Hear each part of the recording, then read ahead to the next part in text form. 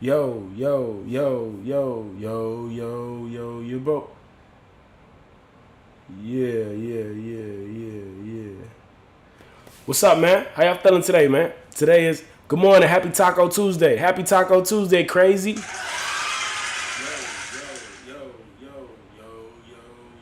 bro. Yeah. How's everybody feeling today, man? We are live in effect.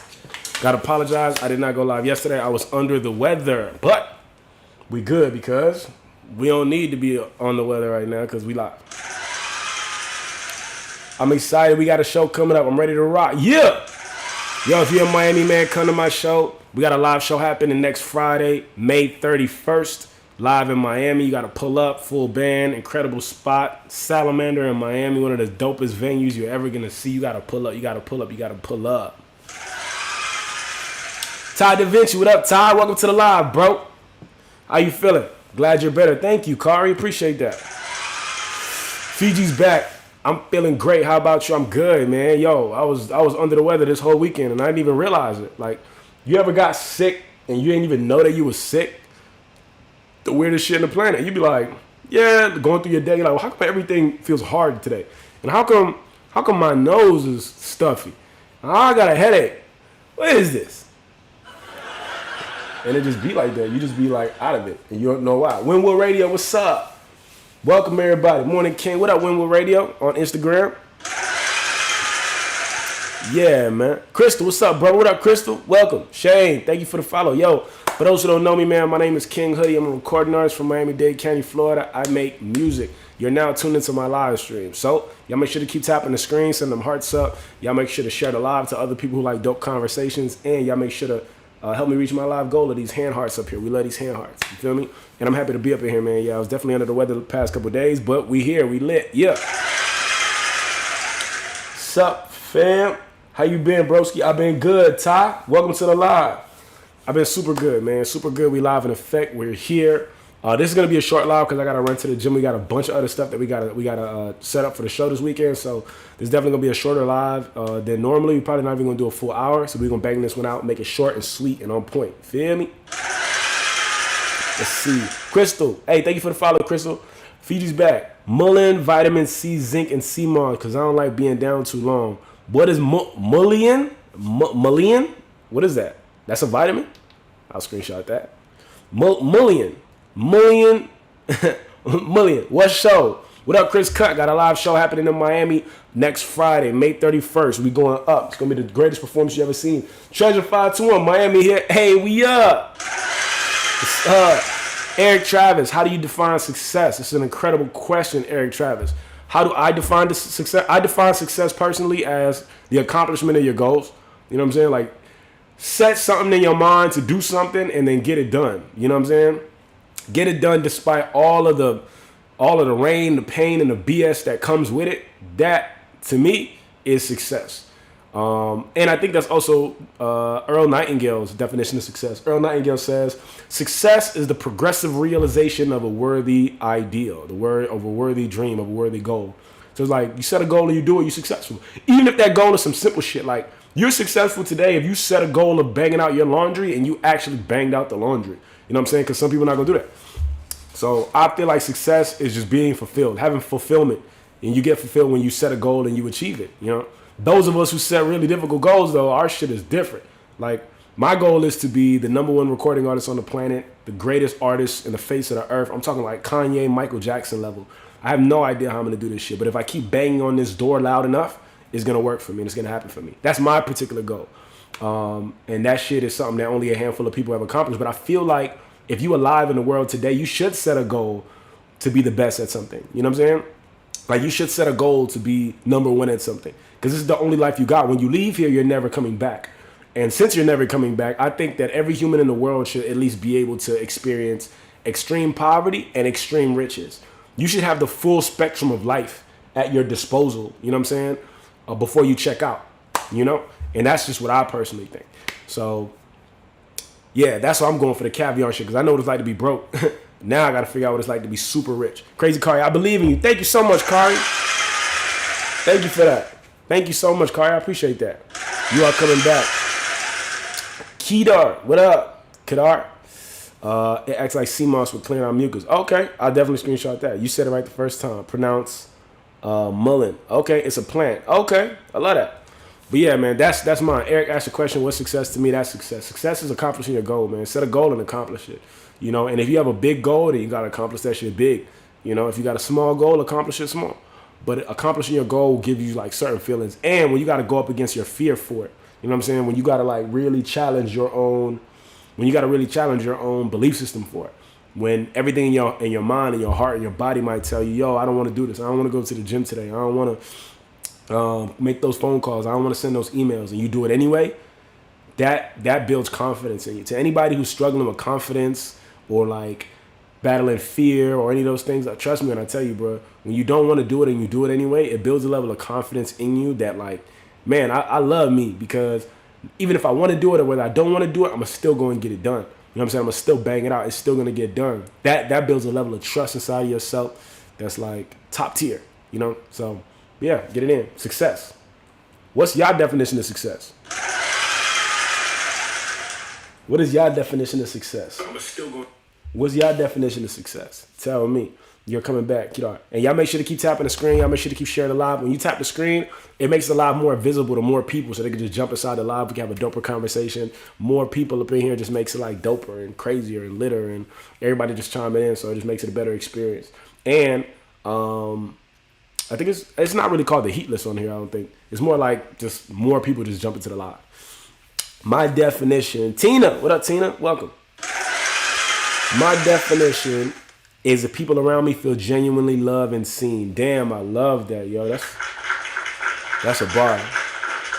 My definition is if the people around me feels genuinely loved and seen. I love that, Tina. That's a bar, for sure. That is really true. I think I said something similar one time when I was in a radio interview. I was like, what's success to you? And I was like, my team being good is success. Happiness is the measure of success. Fiji's back. Happiness is the measure of success. Allie, Roman, J-Town. Hey, hello from Jupiter. What's up, Allie? Welcome to the live. Happiness is the measure of success. That's what's up. That's what's up. Happiness is the measure of success. I do like that. Quesley, brief weight gain tip. Brief weight gain tip. I'll tell you what my trainer told me. My trainer said, yo, whatever your weight goal is, eat that same amount in grams of protein a day and you'll be that. So let's say I want to be 225 pounds. Then I have to consume 225 grams of protein every day in order to get to that weight and sustain that weight. You know what I'm saying? That's a bodybuilder tip. Like bodybuilders do that. So yeah, brief weight gain tip. I'll say that. Happiness is the measure of success. I do like that. So does that mean that your success is measured in your happiness? Or does that mean that your happiness is measured in your success? Like, does that mean like I'm happy because I'm successful? Or does that mean that I'm successful because I'm happy? You know? I heard somebody say a long time, thank you so much. Absolutely, Quesley. I'll say this, like, I heard somebody one time say, sing. You don't sing because you're happy. You're happy because you sing, you know? And I always like that because it's like, man, you don't sing because you're happy. Like, a lot of times you see people singing, you're like, oh, this person must be happy because they're singing. But it's like, no, you don't understand. They're singing. No, this person's not singing because they're happy. The person is happy because they're singing. So sometimes you can be upset about something, or you could be down, you could be having a bad day. And if you just start singing, and if you just start like doing something differently, your vibe will change. You can control your emotions if you make the conscious effort to. I can start singing right now on the day when I don't feel good. I just told you I was sick yesterday. I missed the live yesterday.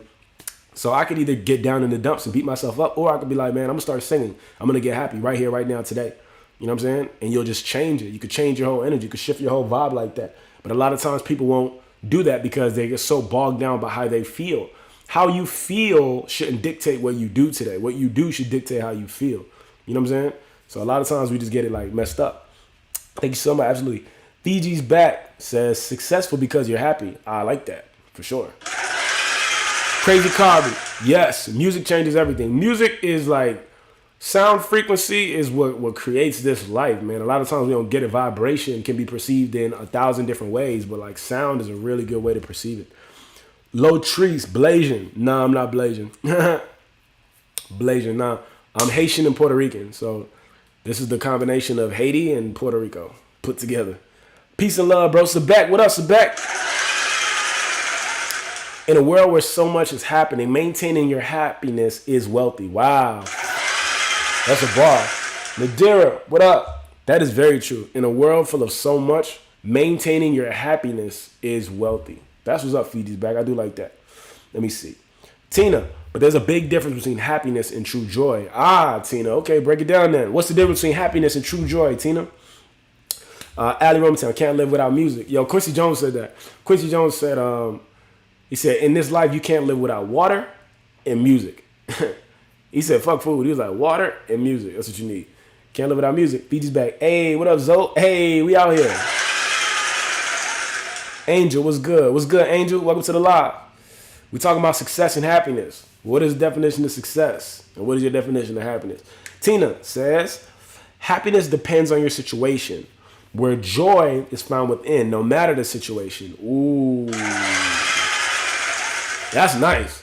Joy is found within, no matter the situation. You know what's interesting, man? The power of words is interesting to me, bro. Because you could say one word that people use interchangeably with another word, and then you just naturally have no like thought process about it. Or you can use another word that people just use interchangeably with another word, and it changes the entire definition. Now I can say happiness, somebody else can say joy. We might think we're talking about the same thing, but they actually are different and they feel different. Like even with what Tina just broke down right here, happiness depends on your situation, where joy is found within, no matter the situation. Like I really like that. Yeah, I think I want some joy today, man.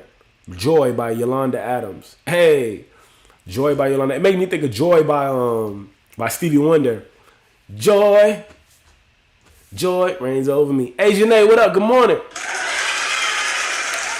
Ali Romantown. Do you also speak Spanish and Creole? Hey, the interesting thing about your name, Ali Romantown, is that you got Roman in your name. Roman is my mother's maiden name. So my mother's name was Myrna Roman. She's the Puerto Rican half of me. And her name was Roman. So I think it's funny that you're asking me this question. Spanish and Creole. I speak Spanish. I don't speak Creole, which is crazy. I wish I did. My father didn't teach me Creole, and I think that he didn't teach me Creole because he thought that it was going to be some sort of hindrance to me. I feel like I can't understand his perspective, because I feel like me knowing as many languages as possible would help me. But I get it, because he thought that teaching me Creole would have been a hindrance. I think he thought that me speaking clear, being proficient in English, the United States of America English, would have been a more useful tool than Creole. So, but I wish I spoke it, to be real with you. Yeah. How are you? I'm good, Asian. I was sick yesterday, but now I'm not. We back. I got a hill to run. I'm going to see y'all later. Peace, Fiji. Bows. Wait, bows? Bows. Yeah. Remind me of a song, Joy by Yolanda Adams. I like that, though, man. Joy. Chris Brown is back. I had a friend in Florida with that last name, Roman. Yeah, it's my mother's last name. I loved it. You can still learn Creole today. That's what all people tell me. They always tell me that, like, oh, you can still learn Creole, just learn it.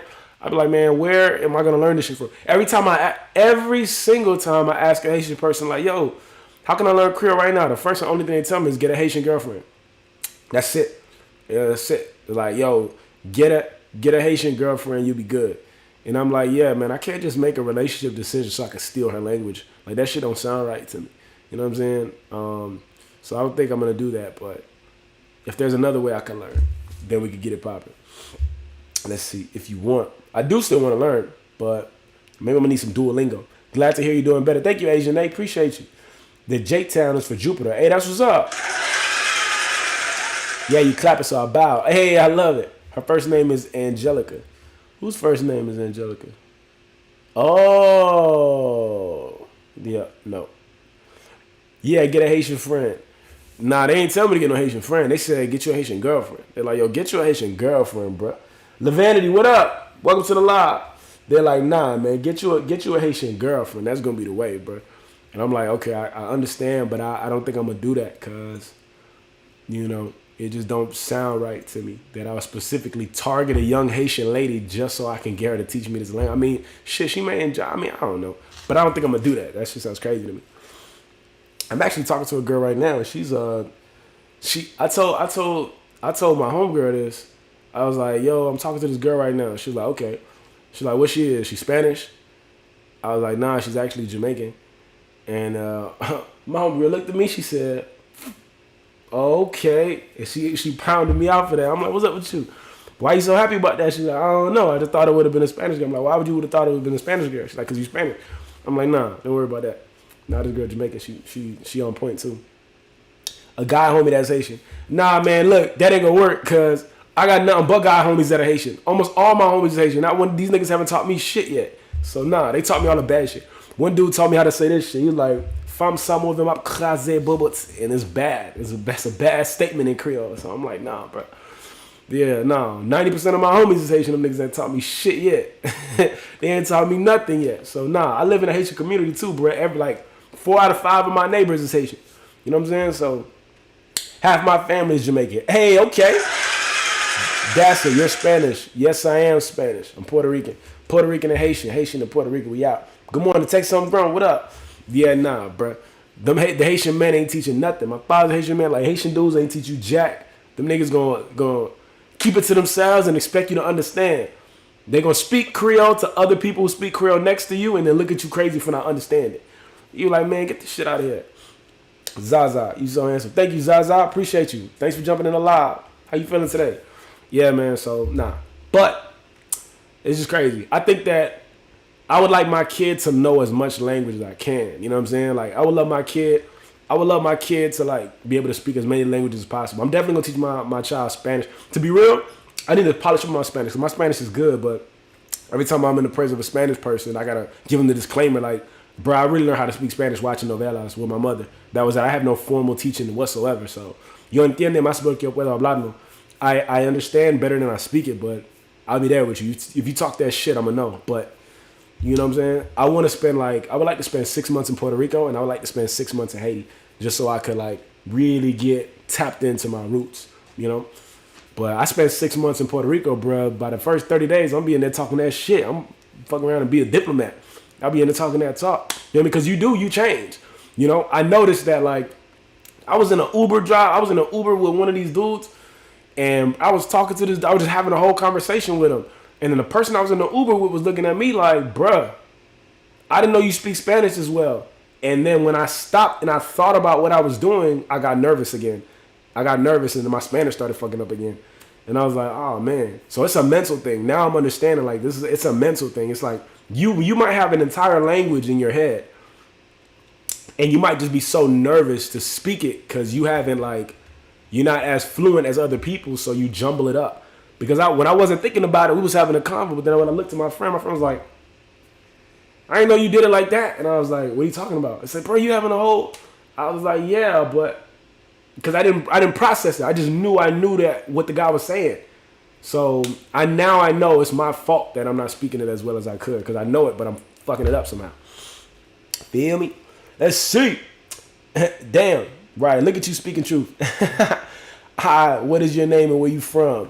Diane Allen. My name is King Hoodie. I'm a recording artist from Miami-Dade County, Florida. I make music. You're now tuned into my live stream. I'm live streaming on TikTok. I'm live streaming on Instagram. And I'm also live streaming on YouTube. Yeah. We here with it. I can't see any of the YouTube comments right now. So if y'all commenting on YouTube, y'all got to forgive me because I really cannot see any of the YouTube comments right now. So only on IG and TikTok. Yeah, same with me in Tagalog. Wait a minute. Am I saying, is it Tagalog or are you speaking Tagalog? Tagalog, that's the Filipino language, right? Hey, it's básico platicar. Okay, yeah, it's basic to speak. There you go. Immerse yourself in the culture. Facts. I live in the Philippines. I lived in the Philippines for over a year when I was a kid. That's how I understand it. Wish I could speak it more. Yeah, that's how I am. Oh, yeah. I got a homie, bro. He look just like me. But he's black and Filipino. He looked just like me, and he looked like Miguel. People always thought we was the same. I'm like, no, I'm Haitian and Puerto Rican, but he's black and Filipino. And he was speaking Tagalog. Or I think he was like attempting it. His grandma was speaking Tagalog or something like that. And I was like, man, that's so interesting, bro. I never heard of Tagalog until like he started telling me like, oh, that's, it's from the Philippines. That's what's up. Tina, I'm Italian, but I do not speak the language either. My grandparents didn't pass it down. That shit is so crazy to me, bro. I understand it though. Like, we gotta understand too, because we want to be connected to our culture. They felt like they were hindered by their culture. You know, a lot of times the previous generation, they felt like when they came to this country, if they could have just like spoken the language easier, they would have had an easier time. They felt like they were hindered by their culture. You know what I'm saying? They felt like they were like my father. He was like, man, I didn't teach you Creole because I didn't want to hold you back. And I'm like, that don't make sense to me because it would only make me better. But I get it because from his perspective, the fact that his mind was loaded up with nothing but Creole made it difficult for him to be able to communicate here in America.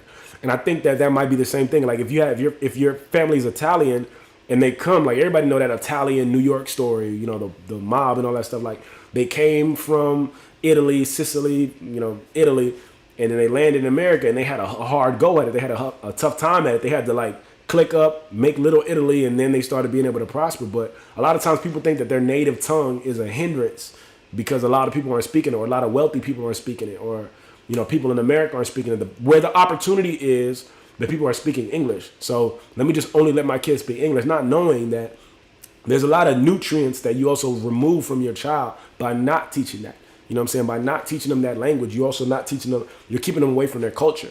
And you're making it so that they become an outcast in the future. Like, you know, there's certain places that I would love. There's a restaurant, a Haitian restaurant across the street from my house. I would love to go in there and order food like everybody else, but they really like give you a hard time if you only speak English.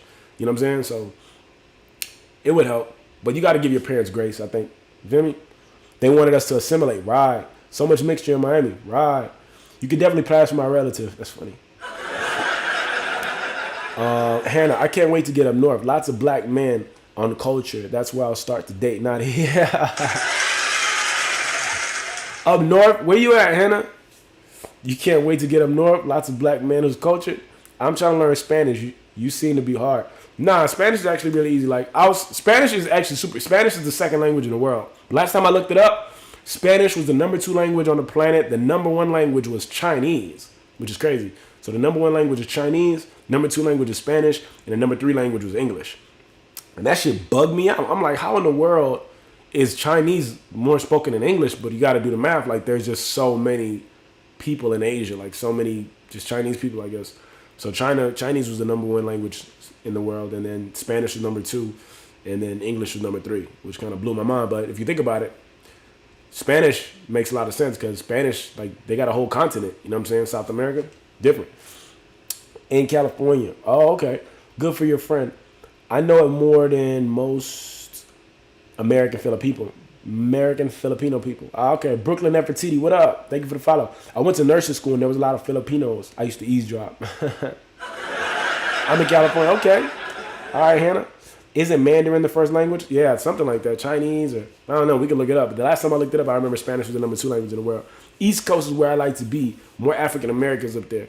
I agree. You know what's interesting, man? Like, it's funny how when you go to different places, like entire cultures are different. Like people are different. They might look just like the people that you're from, or like from the area that you're from, but you get there and they're different. Like I always get thrown off whenever I go to Atlanta. You know what I'm saying? Like whenever I go to Atlanta, I get thrown off a little bit. Brittany Shantae, you on TikTok? Yes, Brittany Shantae. We on TikTok right now. Pull up. I always get thrown off. Whenever I'm in Atlanta, because I'm like, it's funny how these women look just like the women from Miami, kind of, but y'all so different. Like, you go to certain southern states and people are just different. Like, the way that you communicate with people is different.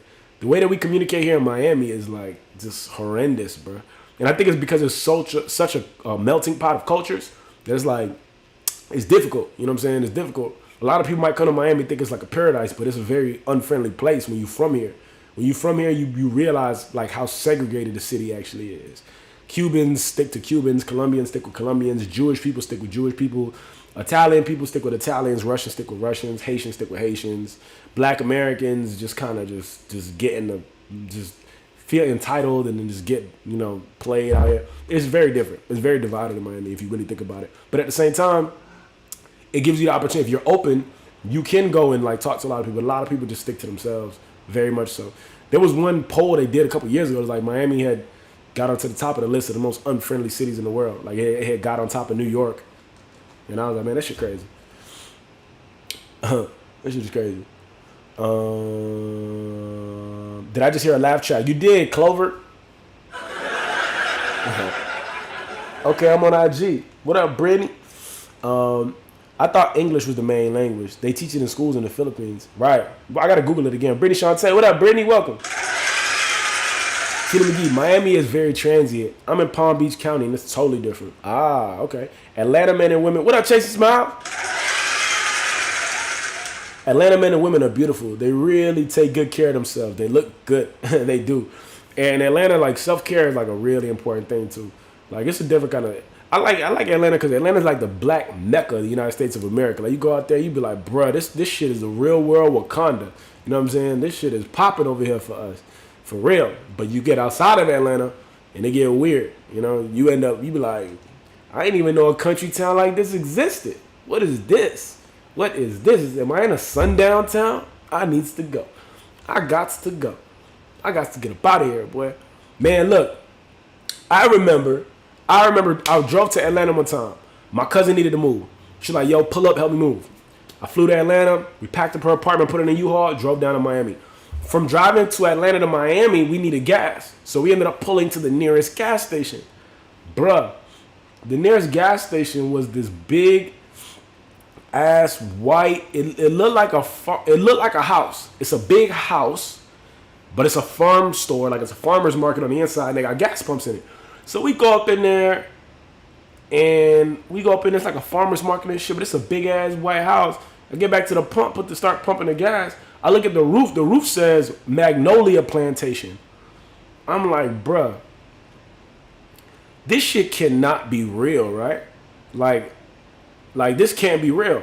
Big ass white house. If you're ever driving from Atlanta to Miami, you can see this shit. Like, it's gonna be on the left side if you're driving south. Magnolia Plantation.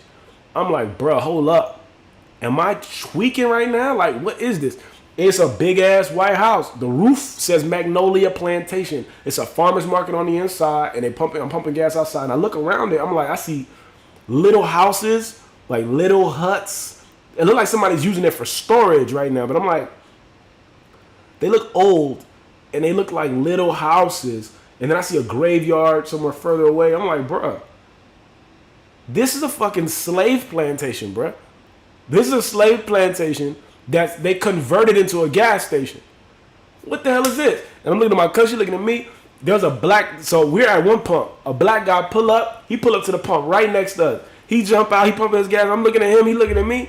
I'm looking like, hey, how you doing, man? He said, I'm good, man. How are you? I said, I'm good. Where you going? He said, man, I'm driving up to Carolina to see my daughter graduate. I'm from Miami. I said, cool. I'm from Miami. We're driving back to Miami right now. He was like, cool. I said, bro, what do you think of this place? He said, bro, this shit is crazy. And this is an older black man. He like, man, this shit is crazy.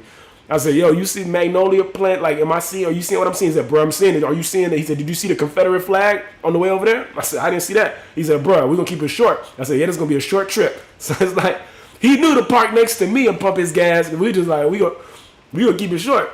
So we pumping our gas. We're like, yeah. Like, hey, man, peace, be safe, too. Leave. Like, we pumped our gas quickly and got the hell out of there. Because when you analyze it, you're like, bro, this is a big white house that's now a farm store with gas. And those little huts that look like they're using it for storage right now, those are slave quarters, bro. No one thought it would be a good idea to knock this shit down. Like, that's just weird to me. It's like, and then you're calling it Magnolia, you're calling it an actual plantation. Let me see if I can Google this shit, just so you can see if it's real.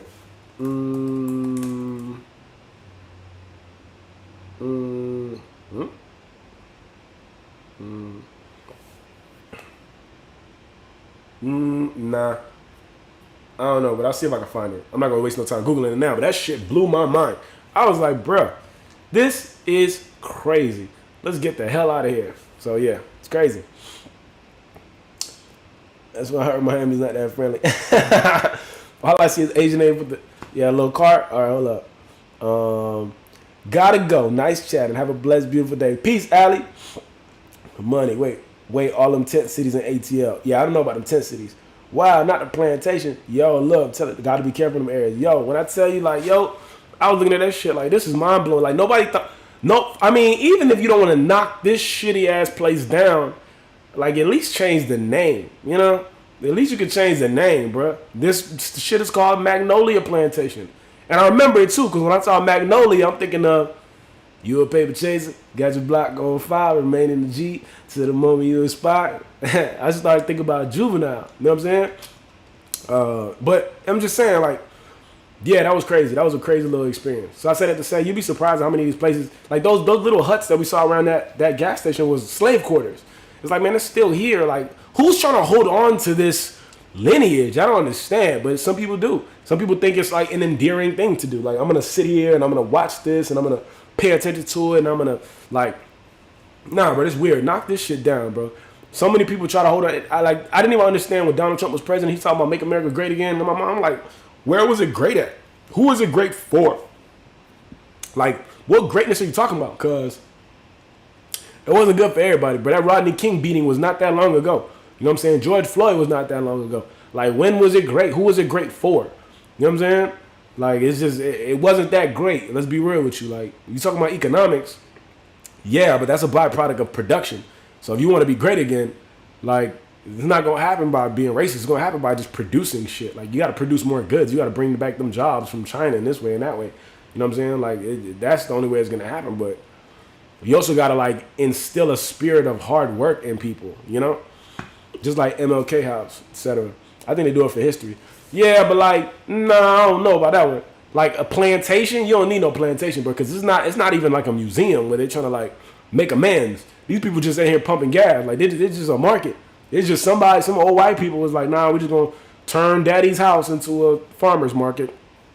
Bro, get up out of here. It's crazy. Knock this shit down. So they keep the places where we became free from. I don't know about that one, bro. That one, I was like, man, let's get the hell up out of here. And there was a bunch of white people in there. We was like, nah, let's get up out of here. They making money off it for real. Yeah, nah, I'm good off of that.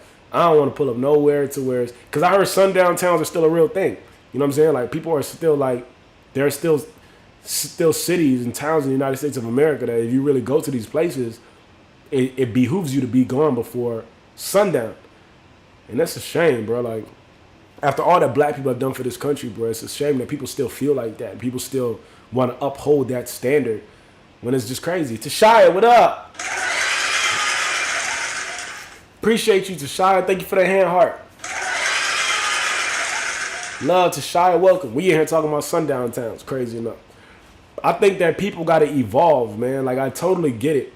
I understand remembering your history, but I also remember, like, yeah, I just looked it up. That looks mad wild. Man, I'm telling you, I was going to spend some time looking it up, but I don't want to dedicate too much energy. Station. Is it this? Yeah, it's this right here. This is the shit. Look at this crazy ass shit. Look at this. This was the stop that we had stopped and got gas at.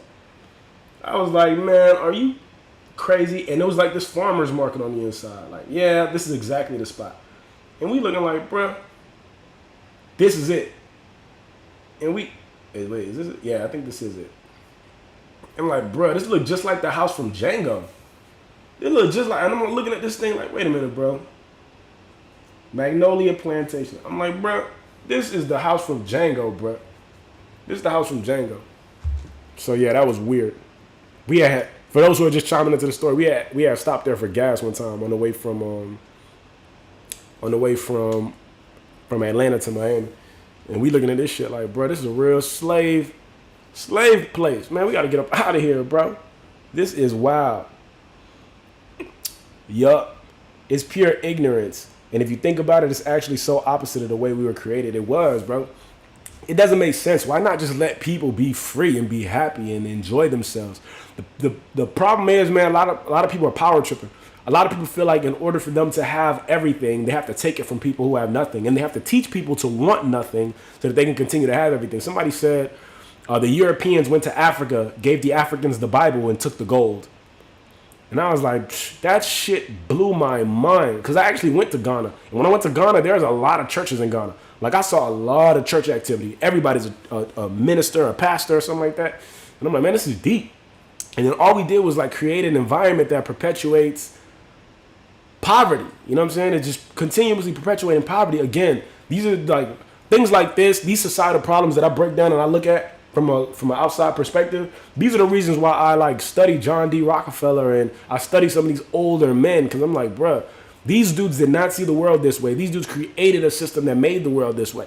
You You know what I'm saying? And it happened even before him. So you got to look at like all these old conquerors. You got to look at these people who like really changed the world, either for the worse or for the better.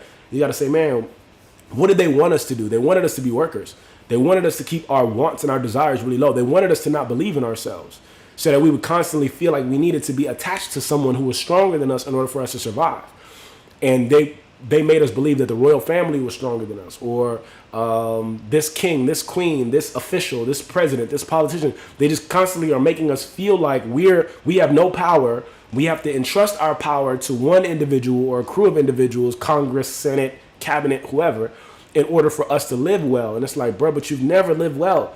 They sold you that belief, and your parents died miserably. And your grandparents died miserably. And your great-grandparents died miserably. And you are going to also die miserably. You're going to work until you're 75, and by the time you receive your Social Security, whatever benefit you believe that you're owed for all that amount of work, it's not going to be worth anything. And you're going to sit there and be like, damn, I was slighted. You were slighted. That was slighted. So you got to look at this shit and you got to say, man, there is a way out of this rat race, but it's not going to happen by me playing the same game everybody else is playing. I got to play the elevated game. I got to switch this shit up, you know? We'll never understand that. What does your heart tell you about loving everyone? Right. Yikes, it does. What state? Alabama or Mississippi? That's in Florida, bro. Or that's in Georgia. That's between Florida and Georgia. That's south for you. I'm like, bro, what is this? When we pulled up, I'm like, bro. As soon as I saw Magnolia Plantation, I'm like, hold up. I don't think nobody who looks like me or my cousin should ever be stopping at a plantation. This shit feels like Texas Chainsaw Massacre. This shit feels like it's about to go down out here. Let's just pump this gas expeditiously and roll out. And that's what we did. We kept it quick. And I was like, man, the only other black guy out here pumping his guy pulled her right to the pump next to me. And we had a conversation like, yeah, we here with it. Yeah, we here with it, bro. I see everything you seeing. Shit crazy out here. Pump it quick. We rolling out. You know, just weird. The Bible's our history. The Bible is our history. How they give us the Bible. I'm telling you, man. That was so weird. When someone told me that, I was like, man, I was really blown away by that. Europeans came to Africa, gave the Africans the Bible, and took the gold. That just blew my mind, because it makes you think, like, bro, if you go to these impoverished communities, every ghetto that I've ever been to in my life has had an abundance of churches in it. I don't get it. Like, there's a game being played, and I don't want to play it. You know, whatever it is. I'm not saying religion is bad at all. But I've also noticed that when I go to the richer parts of town, I see like one church for miles. Like, I'm thinking about it right now. If I go to like Opelika, Liberty City, Little Haiti, wherever, there's going to be a church on every corner. A big church, small church, big church. Even in here in North Miami where I live, bruh, there is a church in every corner. Like, just about every corner. There's a church. I can literally throw a rock in a random direction and it'll probably land in the church. I'm going to be honest, like, I'll take this thing up and wind it up and throw it. Where did it land? It landed at a church. I'm jokingly saying it, but I'm also very serious. There's a bunch of churches here. But it's weird because when I go a couple blocks south and I'm in like a richer part of town, there's like one church for like miles, you know?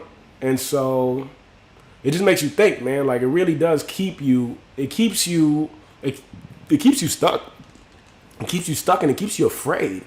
Napoleon Bonaparte said religion is the only thing keeping the poor from killing the rich. And I always say that on these lives because I always want us to remember that this conqueror, this world-shaking guy that's in all the history books, short little guy, emperor of France, made a really smart statement. Religion is the only thing keeping the poor from killing the rich. Meaning it's the only thing stopping you from killing rich people, so it behooves a rich person to keep you there. It's just interesting to me. Very true, all facts. Tell you. Let me see. Big boss share. You have to create your own foundation. Very true. I agree with that. You got to create your own foundation. Facts. Bad vibes at the plantation gas station. Yeah, we ain't going back. Not expeditiously, Tracy. Expeditiously. Yeah, I was dating this white boy long ago, and he ended things because he said his family owned a plantation that his family would never accept me. I gave him the peace. Damn, yo. You were dating a white person that actually told you that? I try not to get too astrology, but you're giving big Leo vibes. Hey. Did you already know that I was Leo when you said that? or did the energy lead you to believe that I was a Leo? It's very funny. I just had a whole conversation about this, man. One of my homegirls read my chart. I don't think I like the results. Control. Why the only book in the world is free. Man, bro, we gotta think about this shit, because I love me some God, right? I love God, love Jesus, love it all. Jesus has shown up for me, so I appreciate it.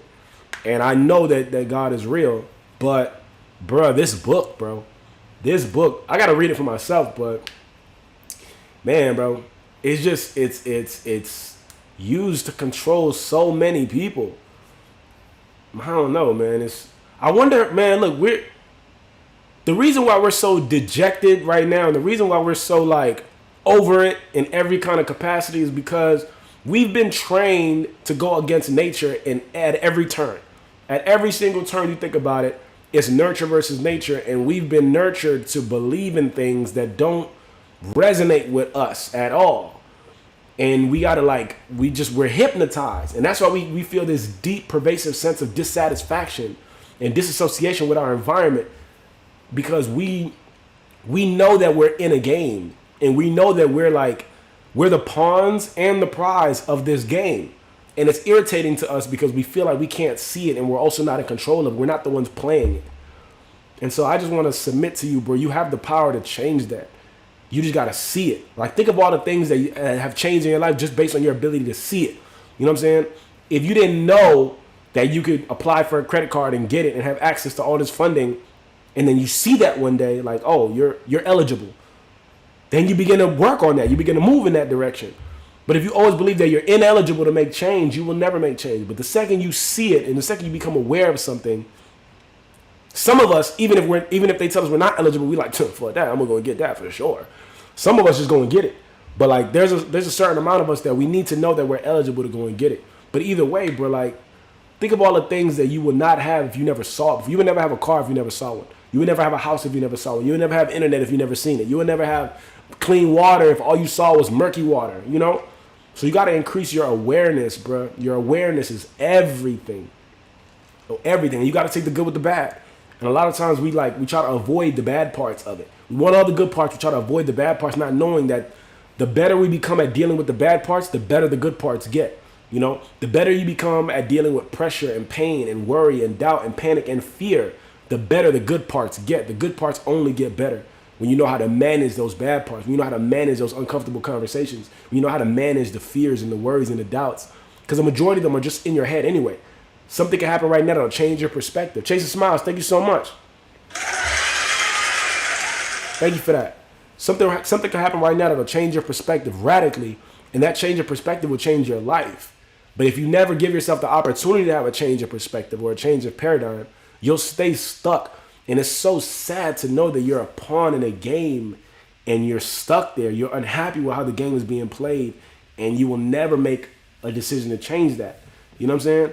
Like, there's a trap door to this world, man, and only the people who are aware that it's there can walk through it. And when you walk through it, you end up in another world. People still see you in this world, but you have completely different powers than everybody else. Why do people look at Elon Musk like he's this savior and savant?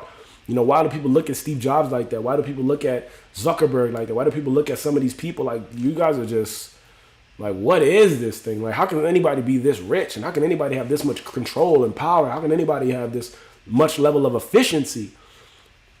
It's just by doing it. They became comfortable with the uncomfortable. You know, they became good at the bad. You know, they became like great at the things that annoy you and that irk you. They became really good at the things that people really don't want to do. That's just it. And they didn't stay there. Because I'm not telling you to become a janitor. I'm not telling you to become a custodian. I'm not telling you to become like this cleanup person for other people's shit. No, I'm not saying that. I'm not saying become, you know, a person that is throwing out every trash can you find. And no, I'm not telling you to become subservient. I'm not telling you to be like, become good at all the things that people are bad for and stay at the grunt position. No, become an extraordinary problem solver and then set your price and your sights very high. Because the real only distinguishing quality between somebody who is abnormally successful and somebody who's abnormally unsuccessful is their capacity to problem solve. Their capacity to problem solve and monetize that ability. I can solve my problem very well, but at the same time, I can also solve your problem very well. And I know how to charge for that. I really know how to liquidate this ability that I developed. The number one number one ability in the world that is like highly coveted above all else is problem solving. That's why we pay for mentors. That's why we pay for coaches. That's why we pay for counselors. That's why we pay for people who run consultancy. Like, this is a consultant of mine. This person runs a marketing firm. This person runs an advertising firm. This person, because the number one thing that everybody is paying through the nose for, bar none, is problem solving. If you can solve my problem for me, I will pay you any amount of money across the board on every single level of, throughout the tax brackets, all of them. Everybody's looking for somebody who can solve their problem. Think about it. If you're broke, you still want someone to help you solve your problem. That person might just be an employer. You might just need a job. So you're going to look for somebody that can help you solve your cash flow problem, which for you, if you're broke, is an employer. You know what I'm saying? I need to become an employee for someone who can solve my problem. I just need to do this for you, and this person's going to solve my problem by giving me the money that I need to do my thing.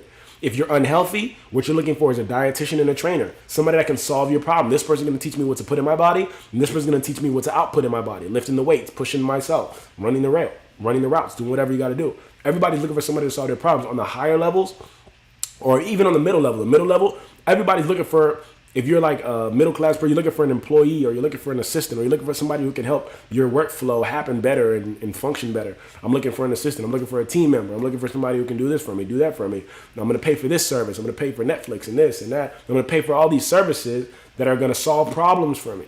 QuickBooks, Intuit, this, that, accounting, this. I'm going to pay for all these different things. And then when you get to the higher levels, all you're doing is paying for the people that can help you solve the bigger problems. Or if you're really smart, you're going to find the people that can help you solve those micro problems that turn into bigger problems. I could pay this guy $5 million to solve a big problem for me. Or if I'm smart and well-versed enough in my company, I can look at that big problem, find where it's coming from, because it's most likely coming from a small problem. And if I'm that into like my business, I can find somebody that's going to charge me $1 million or $500,000 to solve this small problem for me for a small amount of money that no one else outside of the business knows is that small little, screw that you turn is what eventually, if you screw this right, it makes that big problem go away.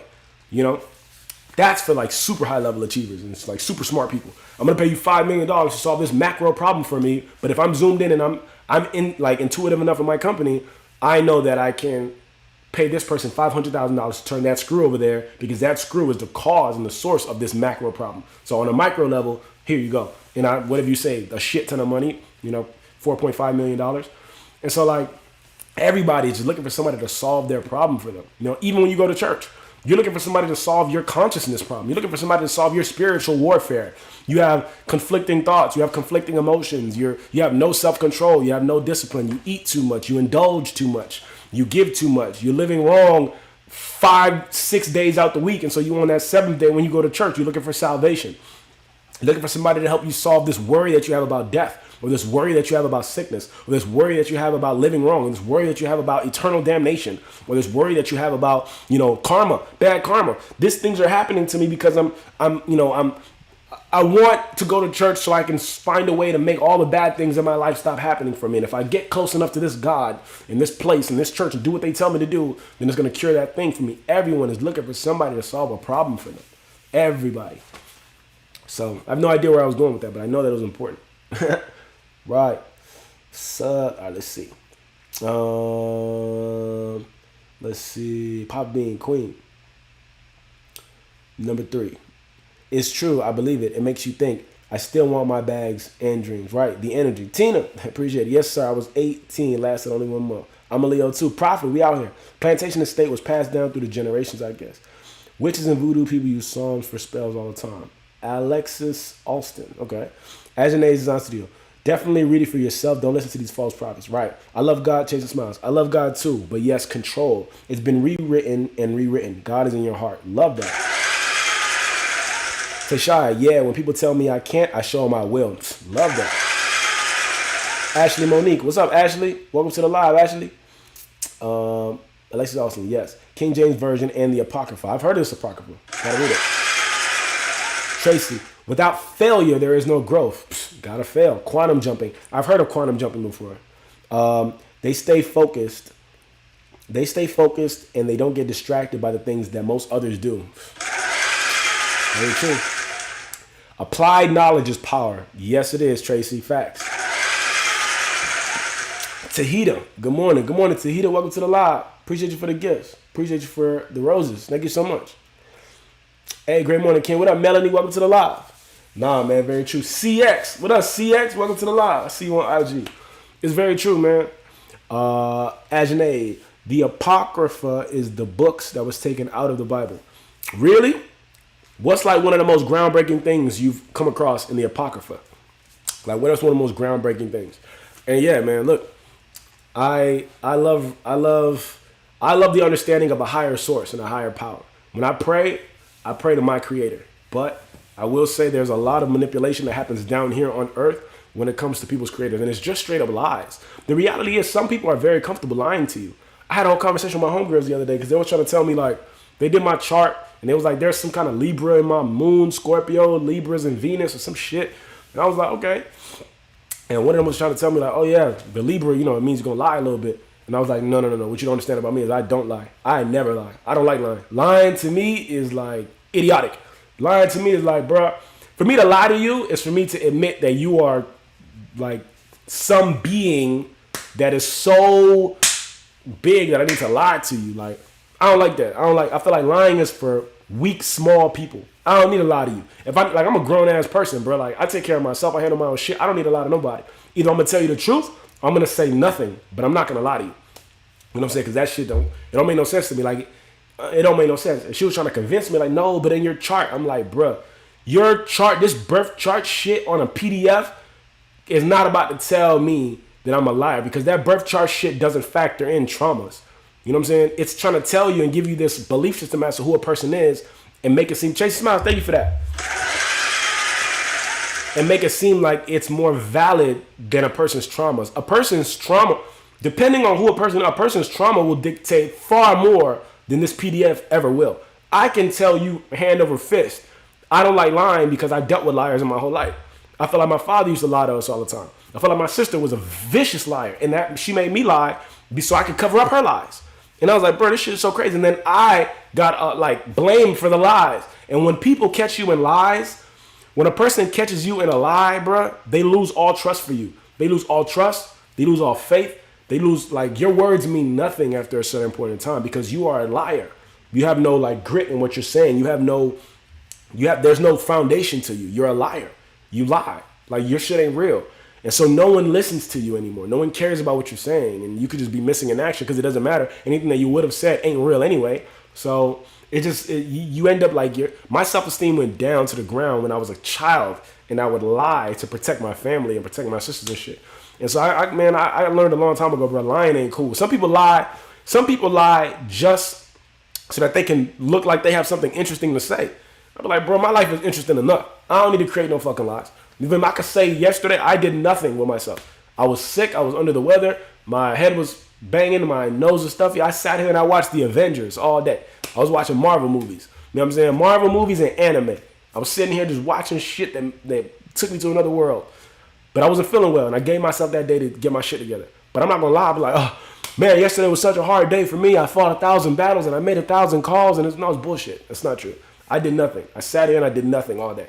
And I felt great about it. I'm like, damn, I kind of like being sick because I don't have to do anything. But tomorrow, I know it's going to be bullshit. So it's just crazy, bro. Like, the reality is, like, I'm just not a liar. So a person's trauma will tell you way more about their personality than their little birth chart ever will. You know what I'm saying? I'm traumatized by liars. I don't want to be a liar. I don't like that. Because for me to lie to you is for me to acknowledge that you're somebody that's so fucking amazing that I need to create I need to create an alternate version of reality in order for you to like me. I have to lie to you for you to like me, for you to approve of me? I don't think so, bro. I'd much rather tell the truth and be hated than tell a lie and be loved. Like, that shit miss me with it. I just don't want to do it. I'm either going to say nothing at all or I'm going to say the truth. But I'm not going to lie to you. I'm not going to create no story for you, bro. You know what I'm saying? It just ain't, I don't like it.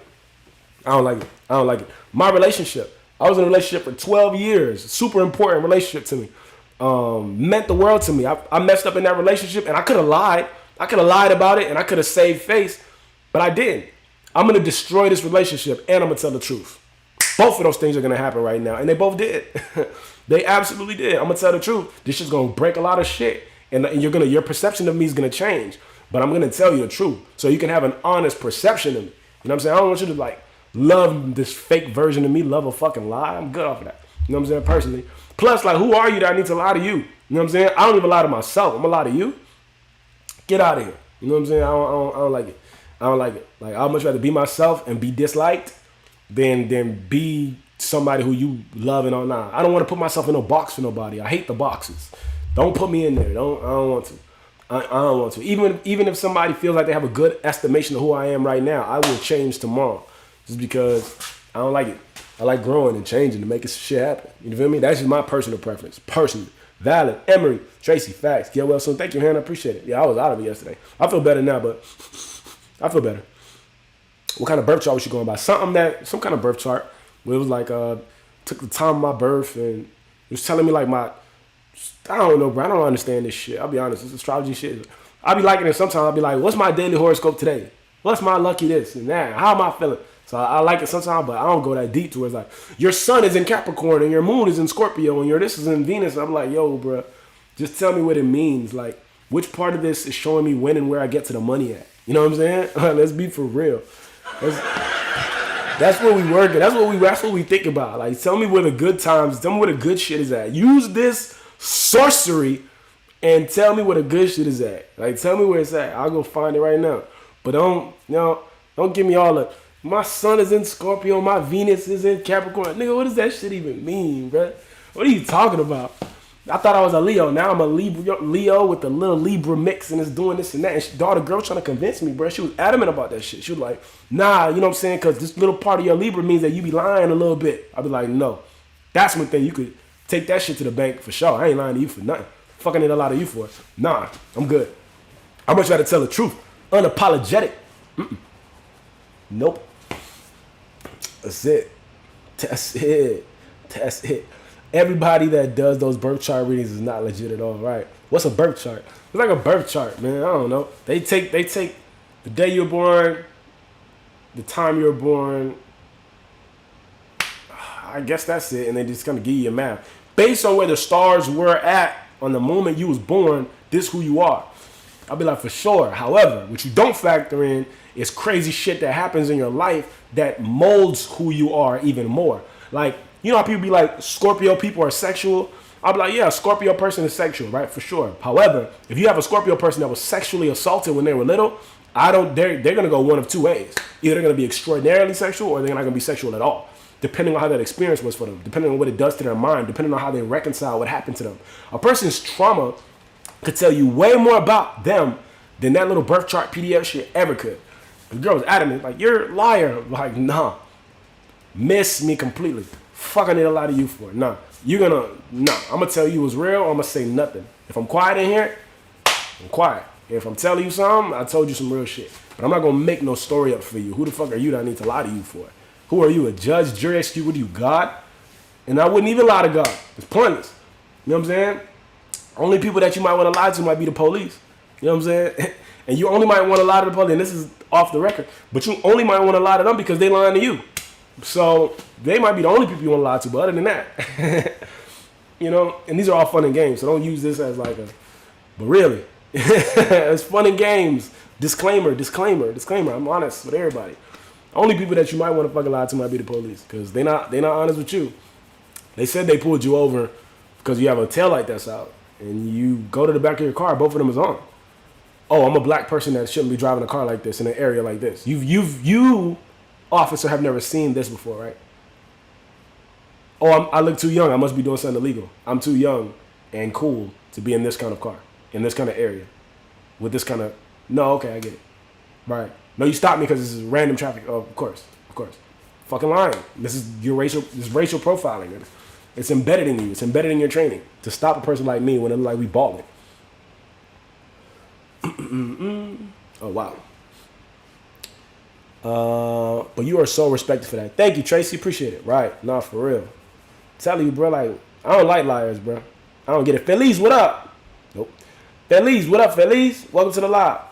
I'm right on time. What's up? True.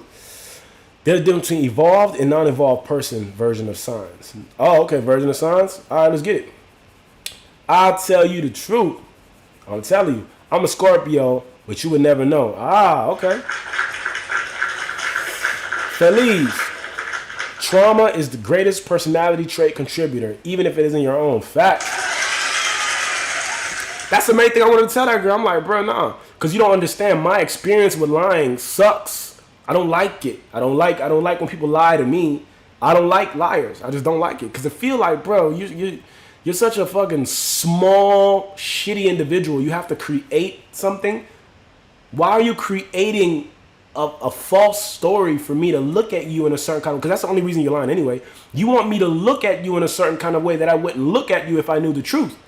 And the truth is all there actually is.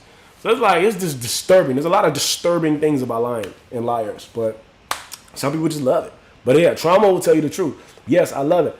I don't mess with those horoscope stuffs. Hey, they're different. Craze Cam. If they're extremely promiscuous, then someone probably didn't believe them too. Damn. Feliz says, people never guess my sign accurately. What's your sign, Feliz? Epigenetics. Hey, I don't know what that is, but it sounds so familiar. Gotta go, King. Have a good live and good day. You too, Tashai. Peace.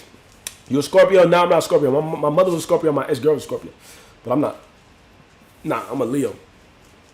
Guess, I guess. Feliz? You either a Scorpio or a Sagittarius. That's the best I got. I'll be real with you. Every time anybody has ever asked me to guess their sign, you a Sagittarius. You know what I'm saying? That's it. It was shit. I don't even think I know all the signs when I think about it. Leo, Virgo, Capricorn, Aries, Cancer, Scorpio, Sagittarius, Pisces, Gemini, Libra. Oh shit.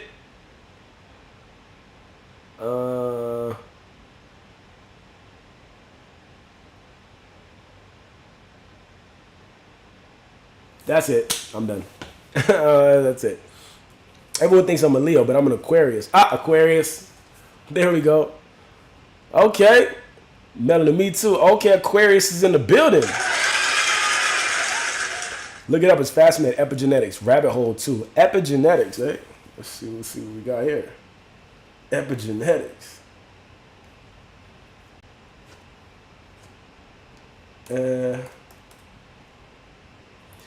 Epigenetics, the study of changes in organisms caused by modification of gene expression rather than alteration of the genetic code itself. Casual. Barbershop talk. What? The study of changes in organisms caused by modification of gene expression rather than alteration of the genetic code. In biology, epigenetics is the study of heritable traits or a stable change in cell function that happen without changes to the DNA sequence. The Greek prefix epi in epigenetics implies features that are on top of or in addition to the traditional genetic mechanism of inheritance. Yeah, this is all really easy reading.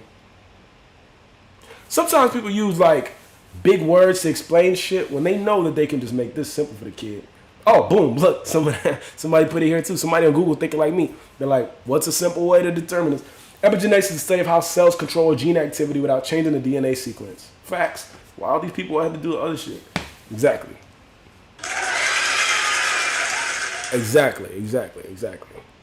I'm like messing around, but I really do like reading things that got big words in it sometimes. Because I be like, no one's going to read this but me.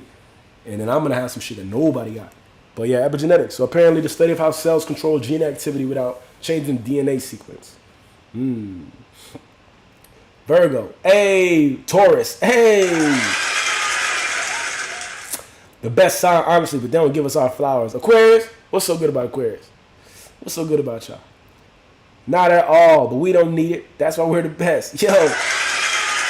Scorpio. They jumping us in here. 2 Aquarius back to back. Scorpio. Hey, Tracy. LOL. I don't think a lot of people realize how much they lie. Man, but you got to, bro. Like, either say some real shit or say nothing.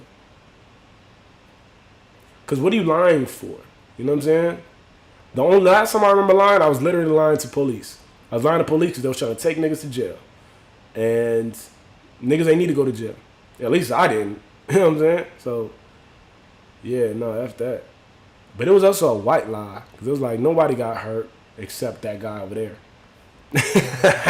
And he needed it. Nobody got hurt except for that guy over there. And he started it. So, aside from that, yeah, let's all go home. That shit was crazy. You got to look up examples. Okay. Environment and factors can change the way that genes are expressed. Huh. Like that. Melanie, we're literally so chill. I feel for black folks specifically, it's rooted in scarcity mindset and the reminiscence of slavery. Woof, that's real fact. Hey, Hoodie, what up? Just being Mimi? Welcome to the lie. Right, it's a safety mechanism. Pathological liars believe their own lies. Crazy. Yo, bruh. I know people that believe their own lies. And the shit is crazy with them. I'm like, bruh, I wish I could do a little bit of that. I'll be real with you. I wish I had me a little bit of that. Like, just a little bit. Because I'm like, I feel like my life would be better if I could just create some lies and shit and just live there. That would be awesome. But my feet are so, like, boots to the ground. It's like, yeah, I'm optimistic, but I'm just not like a fairy tale person. You know what I'm saying? That shit is crazy, bro. Just love your energy. What up, CX? Man, this shit is just crazy. My older sister. Damn. I'm so glad I missed you this morning. Hey, Mimi, glad I didn't miss you either. I know someone like that. Damn. Like, I think about the white lies my mom would tell when she didn't want her church family to know certain struggles. Okay. I can see that. I can see a person like lying to protect themselves from like scorn or resentment or judgment. I can see it, but it's still not worth it. Because if you tell somebody your truth and they scorn you or they judge you or they resent you, you shouldn't be around that kind of person anyway. Because your truth should allow a person to understand you and have grace for you and be there for you if you need them to. You know, the truth will set you free. You feel me? And it's true. The truth will set you free, man. I had bad karma at one point until I told the truth. And then it did set me free. But I don't know, bro. People. But the more you tell lies, the more you have to continue to keep up the first lie told. Right. That can be said about a lot of people in the church, though, honestly. Right. Yup. Nah, man. Yeah, that church goes deep. Church goes deep. Church really does go deep. KMG Dog. Yo, what's up, brother love? How you been? Good. Keep going. Absolutely. Facts. That's why I always speak my truth, even if the person don't want to hear it. What up, KMG Dog? Welcome to the live. Yeah.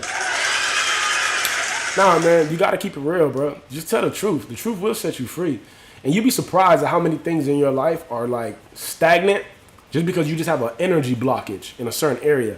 And you got an energy block there because you're thinking of all the ways in which you can't get around this rock. You can't get around the rock because you're looking for a sneaky way to do it. And it's like, nah, the truth is going to set you free. The truth is going to break that rock like Hercules. You just got to like own up to it. You got to face it. You got to own up to that shit. And I'm the pot calling the kettle black right now because there's certain conversations that I have to have with people, and man, I wish I didn't have to have them, but they need to be had, you know? So I'm waiting for the right time to have them at the same time, but I know I need to have them. And if I don't, I'm going to keep having these energy blockages. You know, it was like that with my relationship too. And you got to have this conversation. You know what I'm saying? Keep it real. Just keep it real. I don't got time to keep up with no lies. Nah, just don't lie. Nah, yeah, don't lie. Don't lie. I can understand a person not wanting to have an uncomfortable conversation, but don't lie. Like, we're not going to lie. I haven't lied to anybody in a long time. I just don't see it, man. I don't want to do that shit. And I don't want to have to remember no damn lie either, bro. Like, for me to have to, didn't you tell me you were here and there and then here and there? Like, nigga, well, I was at my house. But when you a liar, you got to remember that shit. You have to have uncomfortable conversations. Yes, KMG dog, you do gotta have uncomfortable convos, bro. If you have to lie, don't talk about it, bruh. If you have to lie, just don't do it. You know what I'm saying? Just don't lie. Don't lie whatsoever, man. Because these people, like, the world is gonna drag you down because a lie doesn't really hurt another person. A lie hurts you more than it hurts them. Because a lie traps you. A lie traps you in your own bad karma. A lie traps you. It keeps you there. It keeps you back where you lied at. And a lot of people don't realize that until it's either too late or until you get to a point where you gotta open up that vault and tell all the truth. But a lie traps you, bro. Don't sit there and lie.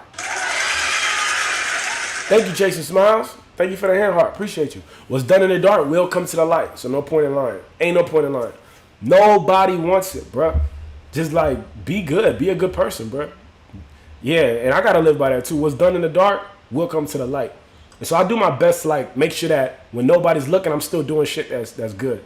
This weekend, I can't honestly say I did that because I feel like I could have been working harder this weekend, but I wasn't feeling it. But it was also an excuse, so I can just not move. You know what I'm saying? Because I feel like I got a little sick because I was moving too damn much. So I'm like, okay, I'm going to sit for 3 days. I just sat, didn't do anything. And man, I loved it. You know what I'm saying? Well, kind of 2 days, really. Sunday and today. For Sunday and yesterday. But, yeah, I want to make sure that I'm always doing it because I'm like, if any of my people saw me sitting here on this couch, just watching TV all day, eating chips, and eating shit I wasn't supposed to eat, maybe I need to get over that shit. Because I think everybody deserves the right to like sit down at some point in time and not do shit. But I think I'm very hard on myself, bro. I'm very, very, very hard on myself. You know what I'm saying? So, I don't know. But I did think about that shit. Like, yo, if any of my people see me right here just watching this fucking movie and not writing a song or creating some content or this or that, then what are they going to say? Because I live with that mentality. Somebody's always working harder than me. Somebody's always doing something. Somebody's always running. So I feel like I can never stay still. I got to like keep going. But that shit will drive you crazy at some point in time. You'll lose your mind. You know what I'm saying? In the pursuit of what it is that you want, if you develop a bad association with it, you end up pushing it away from you more than you get it. Like, that's why desperate people never win. When you're a desperate person, you never get what you want. Because the universe don't like desperate energy. I just read that in the book that I'm reading, Quantum Success. Lady was talking about paradoxical intent. It's like your intentions are creating a paradox in your life. You going about this thing that you say you want in a certain kind of way that's pushing it further away from you because you're too desperate for it to happen. You care too much. You're too emotionally invested in it. You're too emotionally charged up. You're putting your self-value on the other side of this accomplishment, on the other side of this goal, on the other side of this thing that you created in your head. And if you're not there yet, you end up spiraling downward and you're staying here. And it just ends up being like bad. So you're like, you think you're hustling so hard you get this thing, but it's like a carrot on a string. Every step you take moves it further away from you because the universe don't like desperate energy. And when she said that shit in the book, I was like, damn, that is so true. The universe does not like desperate energy.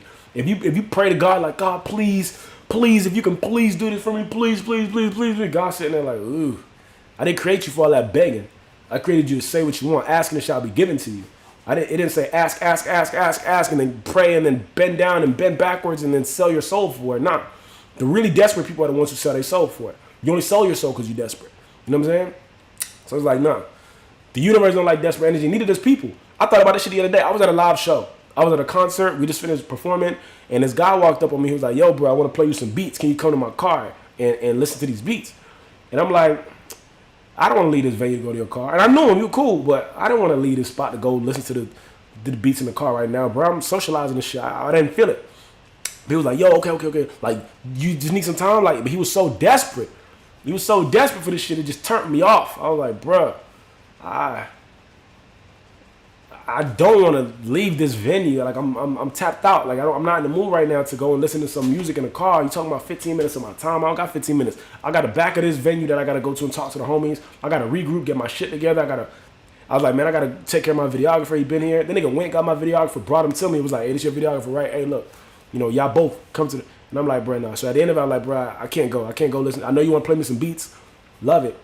Can't go listen to the beats right now because I'm just not in the right frame of mind. And that was the honest to God truth. I was trying to find another way to do it, another way to say it. But I'm like, bro, the honest to God truth, I'm just not in the right frame of mind. I just left the live performance. I'm not in the energy to go leave this venue, go sit in the car for 15 minutes and listen to no beats right now. I can't do it. So that just ended up being that. And I just remember thinking to myself, like, I didn't know if I wanted to do it or not when he first asked me, but after I realized how desperate he was, it was like pushing me further and further away. And it made me think of that chapter in the book because I was like, yo, this dude is so desperate. It's making me want to do it less and less. Now I really don't want to go. Really, now I'm not going. Yo, I'm not going to go listen to the beats right now. You feel me? And that just happens. You feel me? Like, it just happens. But the universe is like that too. So you can't be desperate for the things that you want. You got to have a calm, passionate, patient pursuit. You got to be like, I'm getting this thing. I'm not tripping over it. Life is happening for me. in real time, we good with it, you know? And you can't just be desperate, dog, because desperation puts it away from you. Desperation is going to push that thing further and further and further away from you. You won't even know it. You'll be like, how come I'm not getting nowhere? You're not getting nowhere because you're too damn desperate. You got to learn how to relax. You got to learn how to magnetize that shit. You got to learn how to, like, send out 2 shots and make them hit all of your targets. You got to learn better. You got to do better. You got to become more efficient. You know what I'm saying? Don't be desperate for that shit. It's not worth it. I tell you. What about a little white lie? You look nice today, but not really. I feel like you look nice today. Nah, bro. Because if you don't really feel like that, D-Lou, don't even say that shit. If you can just be like, hope you're doing good or something. There's another compliment you can give. I'm sitting just today. That art show drained me. Hey, how was the art show, Felice? Hey, yes, don't sweat the little things. Give yourself a break, right? Recharge your battery. It's weird, bro, because I feel like I don't do that. Like, I feel like I don't know.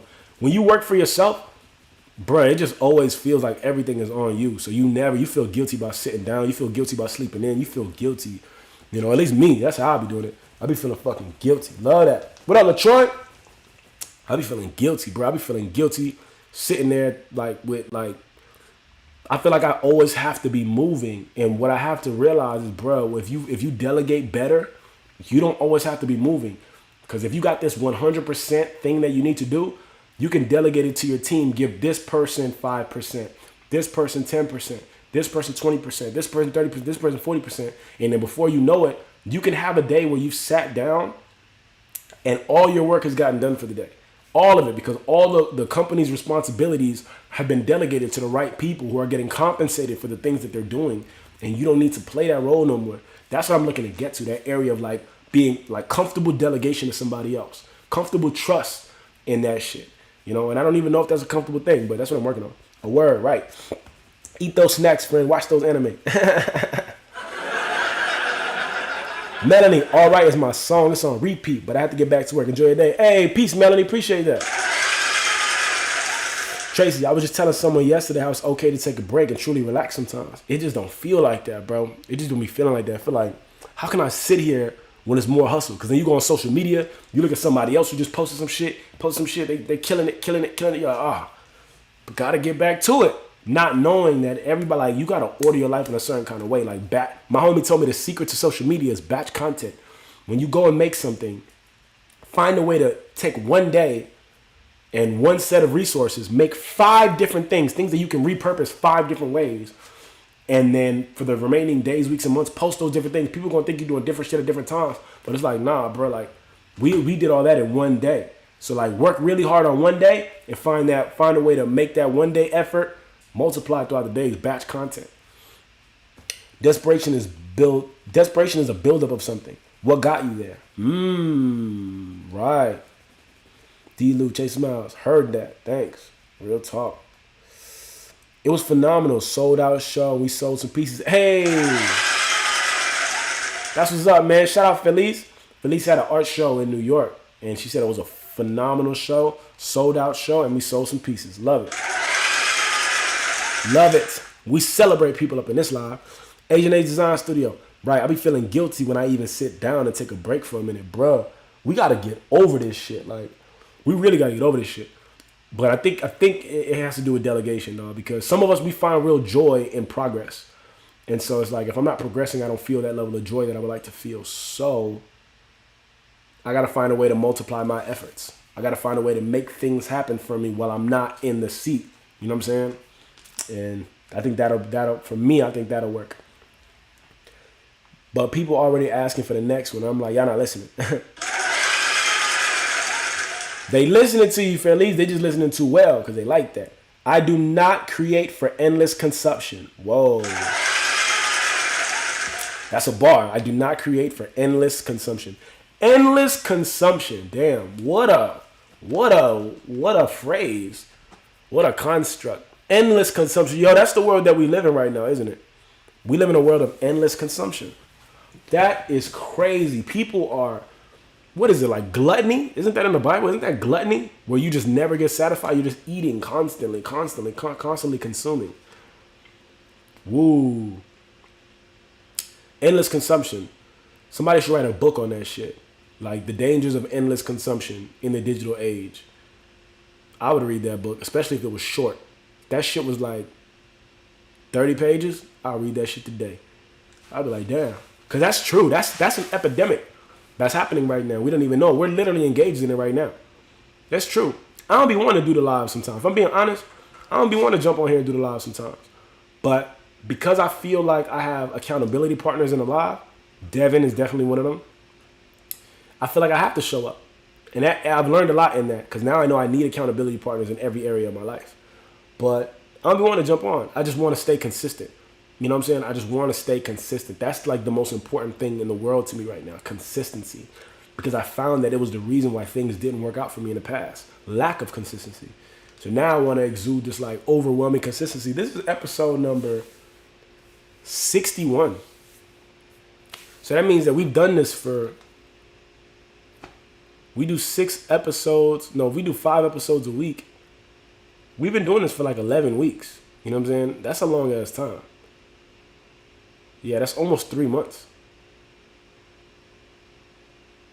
Yeah, it's almost 3 months. So I said it to say my thing is consistency. That's what I want to create in myself. That's why I go to the gym all day, every day. That's why I'm like constantly posting, constantly doing things, because I want to develop the level of consistency that is just unmatchable, that I can trust myself. A lot of times people don't trust themselves because they can't confide in themselves. They can't confide in themselves because they let themselves down on their promises. So I want to be able to upkeep my own promises to myself and to others. It's a lot of things that I feel like I have to learn. You know? I do not create for endless consumption. That is dope. I'm going to screenshot that because I like that. Endless consumption. Allowing yourself to enjoy the things you worked hard for all. They motivate you to get out there and continue to do the work. But you have to allow yourself to enjoy it sometimes. That's a bar. I love that. Related dining. Have to treat yourself. Make it worth it. And don't crash hard. Chasing Smiles. Yes, it's a great example. CX. What up, CX? Yes, it's always more and more and more. I'm not writing a book on it, but I'm writing an editorial piece on it. That's fire. Yeah, right. I'll read that. I'm glad you do go live. I love watching you live. Thank you for just being Mimi. Appreciate you. TJ, bicep. Today's bicep. Rick the Great. Kicking you out, player. Yes, you have to. Yes, you have to show here in the live. We count on you. We look for you. Don't abandon us. Hey, appreciate you guys. Yeah. Nah, man. I'm definitely gonna keep showing up, but I have to find a way to make it better. You know, and I think delegation is important. So I don't know. Gotta figure these things out. I think what I'm really looking for is like the right partners. That's what I'm looking for. The right partners, the right people that can come around and help me optimize my business. Bring the right people in. You know, get the brand deals that we want. So the brand deals could pay for everything else. The brand deals will pay for me to build out the infrastructure for the rest of my business. And I just love that. Yeah. Like listening to your brain work. Great way to start a day. We appreciate that very much. Thank you, Chasing Smiles. Boy, bye. Right. I was looking for you yesterday. Asian Ed, yeah, I missed it yesterday. I told myself too, I was like, I got to drop some sort of like disclaimer or some kind of thing just to let people know I'm under the weather. But then I was so under the weather, I was like, man, no. I just didn't do it. It's one of them things that you just didn't do. And I have to get better at that so that I do it even when I don't want to. I sent some emails, I got to send some more. I even told myself this live wasn't going to be that long, and it's still kind of long. I'm glad you kicked them out. Oh, yeah, we kick out haters instantly. You know what I'm saying? We get them. We get them out. See, we look for you. Ain't that a song? I look to you. Appreciate y'all, man. Yeah, man. Nah, and again, just ask E.T. where you at. Nah, man, it's real. I missed the hater. I'm glad. Yeah, there was some hater popped up in here. Some people just be tripping, man. I don't know how they find their way in here. Whitney Houston song. All right, I look to you.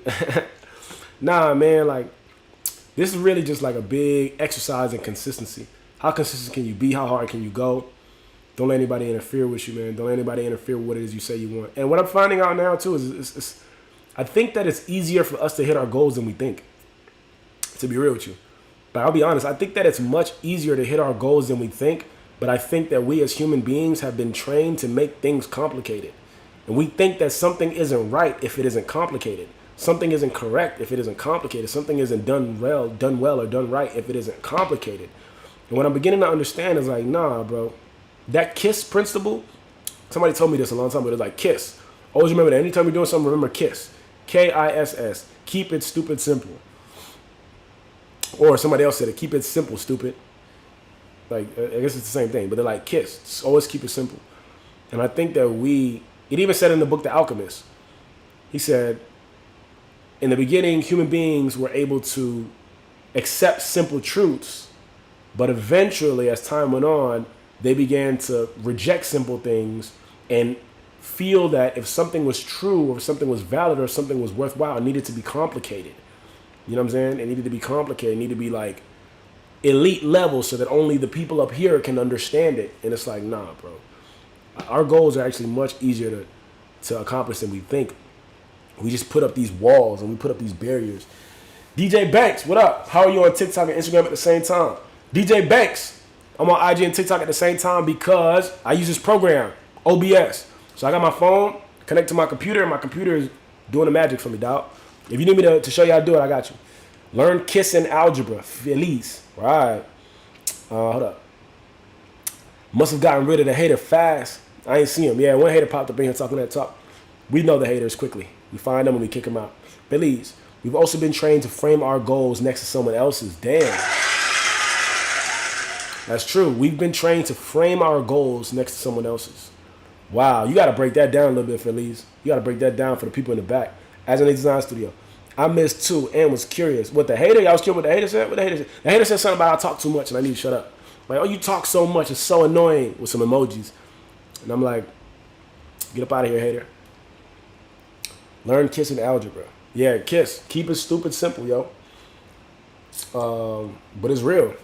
It's super real. Like I didn't experience that until I moved to the States. What, haters? Haters are real. But I'll be honest, man. I think that our goals, accomplishing our goals, are a lot easier than we think. We just feel like we've been trained to believe that in order for something to be good, it has to be complicated. It doesn't have to be complicated, man. It can be super simple. It doesn't mean it's going to be easy. There's a difference between something being simple and something being easy. And let's not use those words interchangeably because they're very different. Something can be simple and it cannot be easy. A child can be born. That's like a relatively simple thing because it's happening every single day. So like we get it. We got that shit down to a science almost. But it's not easy to do at all. You know what I'm saying? We jump in an airplane. That shit goes up and then it comes down. It's a simple thing to witness, but it's a very difficult thing to actually do. You know what I'm saying? Or it's just not easy. So simple and easy are two very different things. And I think we got to like give ourselves that level of understanding when it comes down to that. But I think accomplishing our goals can be very simple. We just make it so fucking complicated. We put all of our goals on the opposite side of some qualification that someone else needs to give us. I can't do this thing until I'm qualified to do this thing. I can't make this amount of money until I go to school and get this certification for it. I can't put myself forward as somebody who's like, could talk this talk. There was a time where nobody would listen to anybody who was giving any kind of information online if they weren't accredited, if they weren't a medical doctor, a psychologist, a theologist, a therapist, whoever the fuck. Like, you don't need any of those qualifications anymore. You know what I'm saying? I heard in this book, Chase the Lion by Mark Batterson, he said, God doesn't call the qualified. He qualifies the called. Meaning, I'm not going to call the people that are super qualified. They got all the specialties. I'm going to call that little shepherd boy in the middle of nowhere to come over here and be king, kill a giant, be King David, give birth to King Solomon, and be that boy. You know what I'm saying? God doesn't call the qualified. He qualifies the call. On your way from when I called you the first time to the actual accomplishment of your goal, you're going to qualify yourself on your way here. So, like, the accomplishment of our goals, I think, is much simpler than we think. We've been taught that things have to be complicated. In order for me to graduate high school, I needed to fucking understand the Pythagorean theorem. Like, for what reason? You know, I saw somebody post on Twitter the other day, another day without using the Pythagorean theorem. We don't need to use that shit. Like, there's so many things that society tells us we need to have in order to be happy and successful when nobody who's doing that shit, nobody who's telling you that shit is happy or successful. How many people told you to go to school, get a good job so you can live a good life? And the people who told you that are not living a good life. You know, they're depending on entrepreneurs in order to survive. They're depending on Jeff Bezos. They're depending on the people who created Uber. They're depending on the people who created all these different industries that did not get a good job. You know what I'm saying? It's just ridiculous to me. Let me see. LOL. Always got to have a hater or else you're not doing something right. Facts. Feliz. Every other country/culture I've lived in or immersed myself into is rooted in collaborative success. Like that. In the U.S., it's rooted in competition, especially amongst people of color. Like, it can only be a certain amount of us successful, a certain amount of us in successful positions. Damn, that's real. That is real as hell. It is a lot of competition out here. I personally like competition, but when it's friendly competition. I like it when it's like, I would like for you to win. I'm going to win. Cool. And if you beat me, then I'm still happy for you to win. Like, I like being happy for other people when they win. I also like being happy for other people, you know, or I like when other people are happy for me if I win. If I win up in here over you, we both win. You know, if you win and you a hater, then you just win. And we don't like you. The story of Yeshua.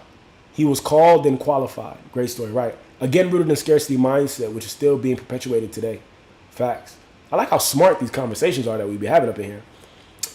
Phillies, because the system knows you will take over with your strength, and they fear that. Ooh. Right, these degrees not keeping me warm at night. The degree is not going to keep you warm at night, homie. The degree will never keep you warm. It's just not real. You know what I'm saying? We got another hater in here. Y'all want to see this hater quote? I'll open up this hater quote so y'all can see it. Your boy Malik. Yeah, you a hater. Competition is cool when we all get to a goal.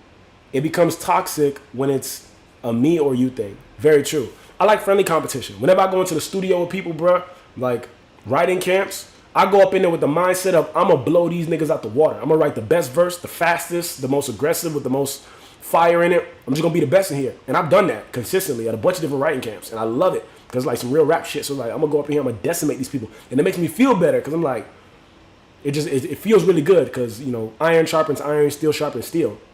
But that's friendly competition. I'm going to kill y'all on this shit right here. Bam, bam, bam, bam. And it does feel good. But like when it becomes like hater shit, like I really have to do better than you so that you can get nothing and I can have everything. That's like a deep insecurity type shit. Like you're weird. Have you ever been to the art center? I have been to the art center. Yeah. See, we boy Malik right here, so everybody can see what a hater look like. This is a hater and a troll right here. Yeah, I had a client tell me she regretted going to college. She learned more on YouTube. That's hilarious. Actually, that's hilarious. Let me see. We fear that strength in unity. We fear that strength in unity ourselves. I see the hater this time. Malik Ba. Turn off TikTok and sit with yourself. Turn off TikTok and sit with yourself. That's right, Malik. That's right, I'm telling you, bro. I kicked the hater out too fast last time, so I couldn't see him.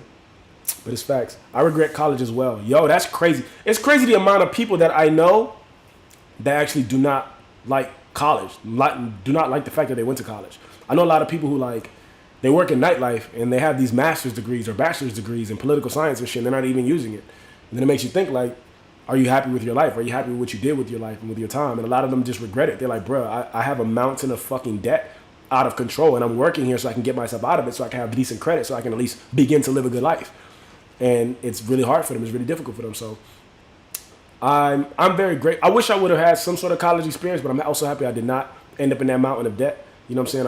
I'm also happy that I didn't waste my time. Like what I found early on or what I found when I left high school was that I can't stand school. Like I don't like the school environment, but I love to learn. So I think that that's is weird. I think that makes me a weird person. But I'm happy being weird. I would rather be weird than a conformist, than somebody who's like loves school but can't operate in the real world. I realized early on, bro, you got to learn how to operate in the real world above learning how to operate in this school environment, because that school environment can keep you safe from a lot of this shit. The school environment really only keeps you safe in other similar environments, other work environments, actually.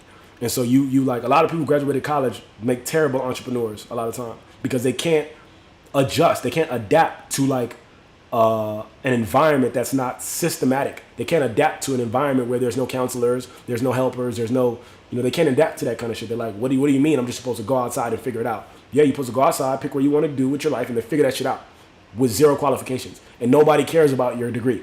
You got to just go out there and get it. Like it's a meritocracy. You got to get the shit popping the way you get the shit popping.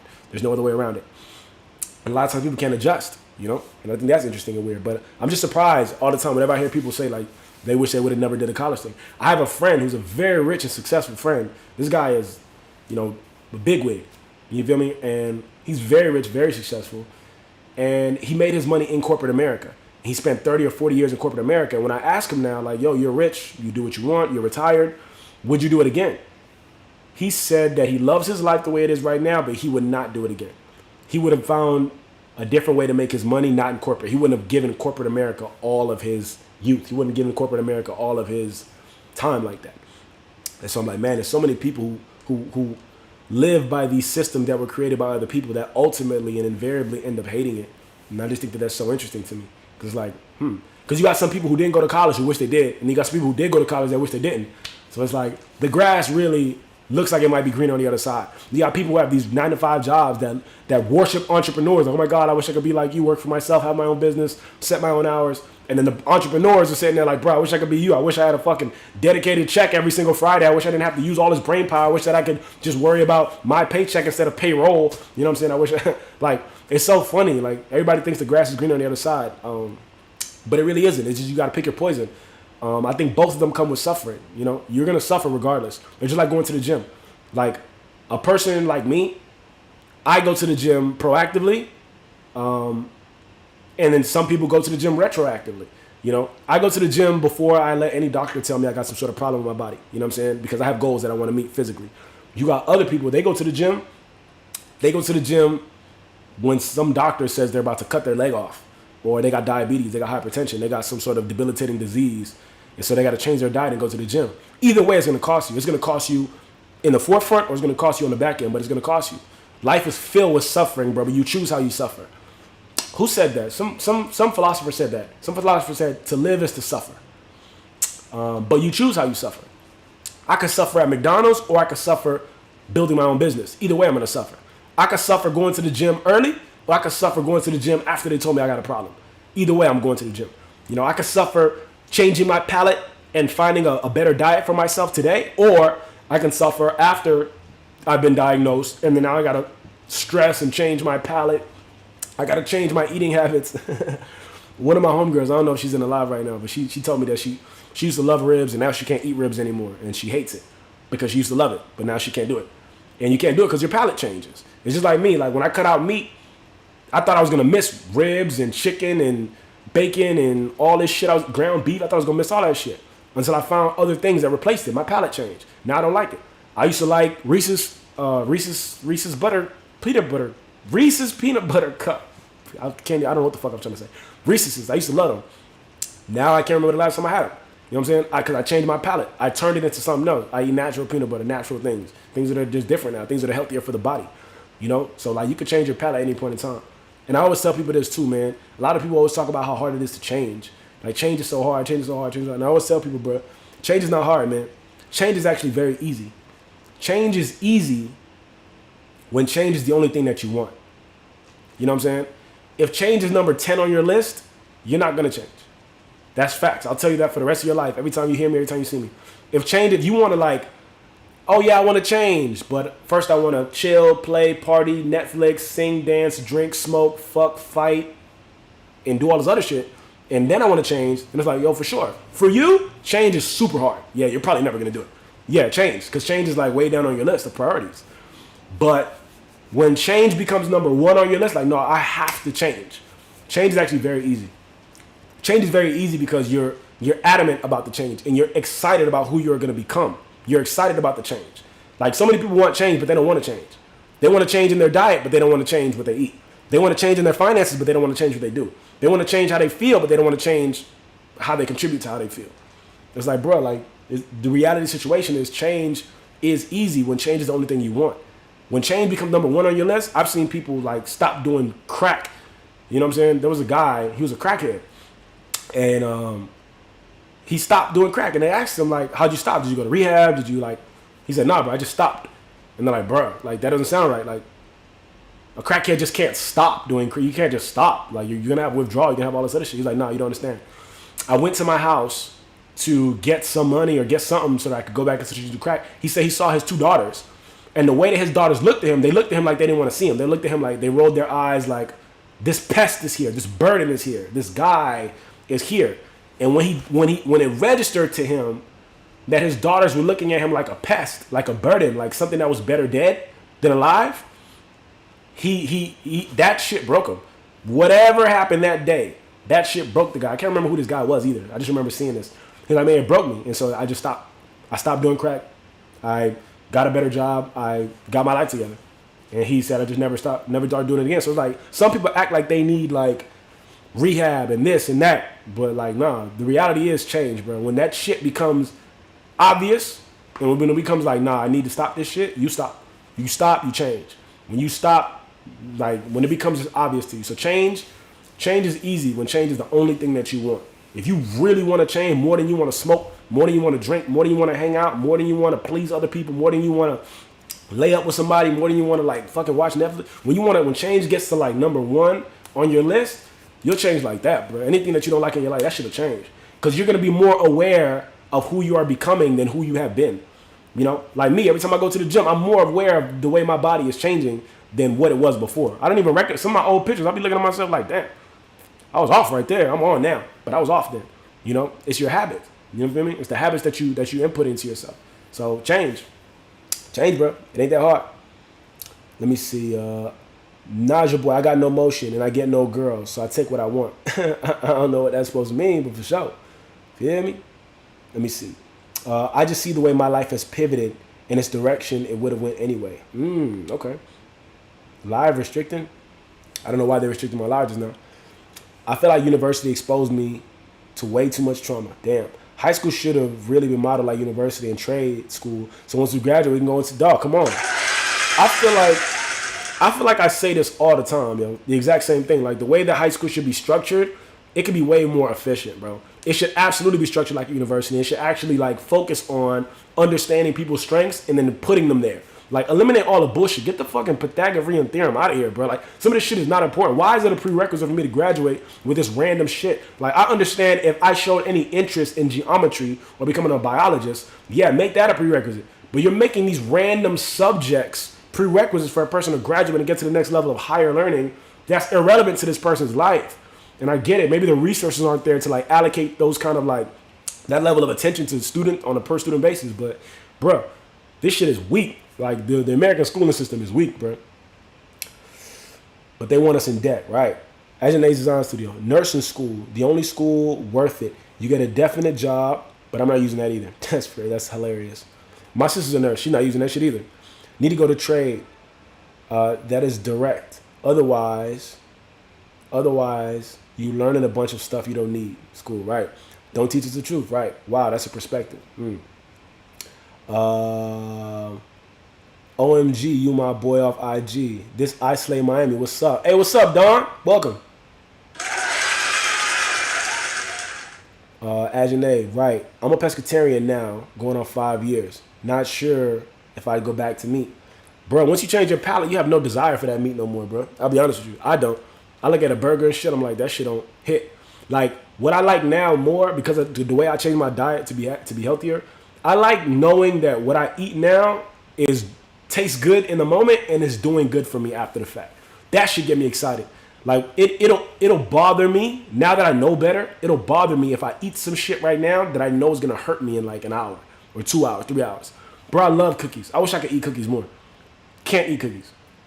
I could eat them, but I feel them now in a way that I didn't used to feel them. I used to I could eat a whole fucking box of cookies. It used to be just easy. But when I eat cookies now, I feel like I feel them inside of my stomach. And I'm like, bruh, this is going to cost me something. It's going to cost me in my run. It's going to cost me when I go lift weights. It's going to cost me in the way that I feel the next time I go exercise, which is coming. Like, as soon as I get up this slab, I'm going to go exercise. You know what I'm saying? Like, it's coming. So it's like, this is going to hurt me. Why do I want to hurt myself and make my day harder? And so it bothers me. So now I look for different kind of snacks, like a little bit of natural peanut butter with a little bit of banana, a little bit of apple, or like just other little snacks that are just better. And to an average person, they'll hate that shit. They'll be like, bro, I can't stand this shit. This is not the life for me. Cool. You know what I'm saying? But I just want better. I like knowing that I just had an apple and that shit tasted good and it's doing good for me down the line. Like, in an hour, I'm going to still feel good. In 2 hours, I'm going to still feel good. My skin going to feel good. My eyes going to be good. Like, my gut going to be good. An apple a day, keep the doctor away. All that shit. Like, I'm just going to feel good about it. So, I like eating things that make me feel good in the moment and later. Delayed gratification. You feel me? It just, I changed. After COVID, I'll tell you that shit. After COVID, I changed. Because COVID was fucking people up who had pre-existing conditions. And so, like, and I lost my mother to COVID. And COVID was something that was, like, curable. COVID was something that was healable. COVID was something that, if you were healthy enough, you could beat this shit. And, bro, my mother wasn't healthy enough, you know? And we were all going through it at the same time. We all could have went down the drain. My father, he already had a pre-existing condition. My mother was healthier than him, and she passed away, and he was alive. And so it just bothered me that I couldn't help her in the moment because I didn't know the right things to put inside of her body. I didn't know what to diagnose. I didn't know what to prescribe to her. I didn't know how to help her. And that bothered me to the point where I'm like, I just can't be oblivious to the shit that I eat no more. Because that shit will fuck you up. It will take your life. It's so stupid to lose your life to a candy bar, bro. That shit is mind blowing to me. Like, you couldn't control your fucking mouth. I get it, bro, but I don't get it. I get it because you people act like it's impossible, but no, it's possible. It's possible for me. You just gotta have a reason. You know what I'm saying? And that's a part of my reason too. Like, I couldn't help my mother through COVID because I didn't know what she could. I didn't know what she needed. All I knew was soup and tea and all these other things, but I didn't know how I could have helped her. And to watch your mother die because of what you don't know, that shit will inspire you to learn something, bro. That shit will inspire you to change and start doing some research on the human body and what benefits it versus what destroys it. And a lot of the shit that's in the food that we eat today will destroy you. If you ever are eating anything that has high fructose corn syrup in it, that shit is going to destroy you. If you're ever eating anything that has monosodium glutamate, MSG, that shit is going to destroy you. Regular salt will destroy you. Cornstarch, destroy you. Like, a lot of these things are going to fucking destroy you. You're not going to feel it in the moment, but if you're going into the grocery store and you're eating things just off of the way they taste and not off of the actual ingredients, you are going to die prematurely. I'm not wishing that upon you. I'm just predicting your future. It's just like grandma used to say, show me who your friends are, show you who your future.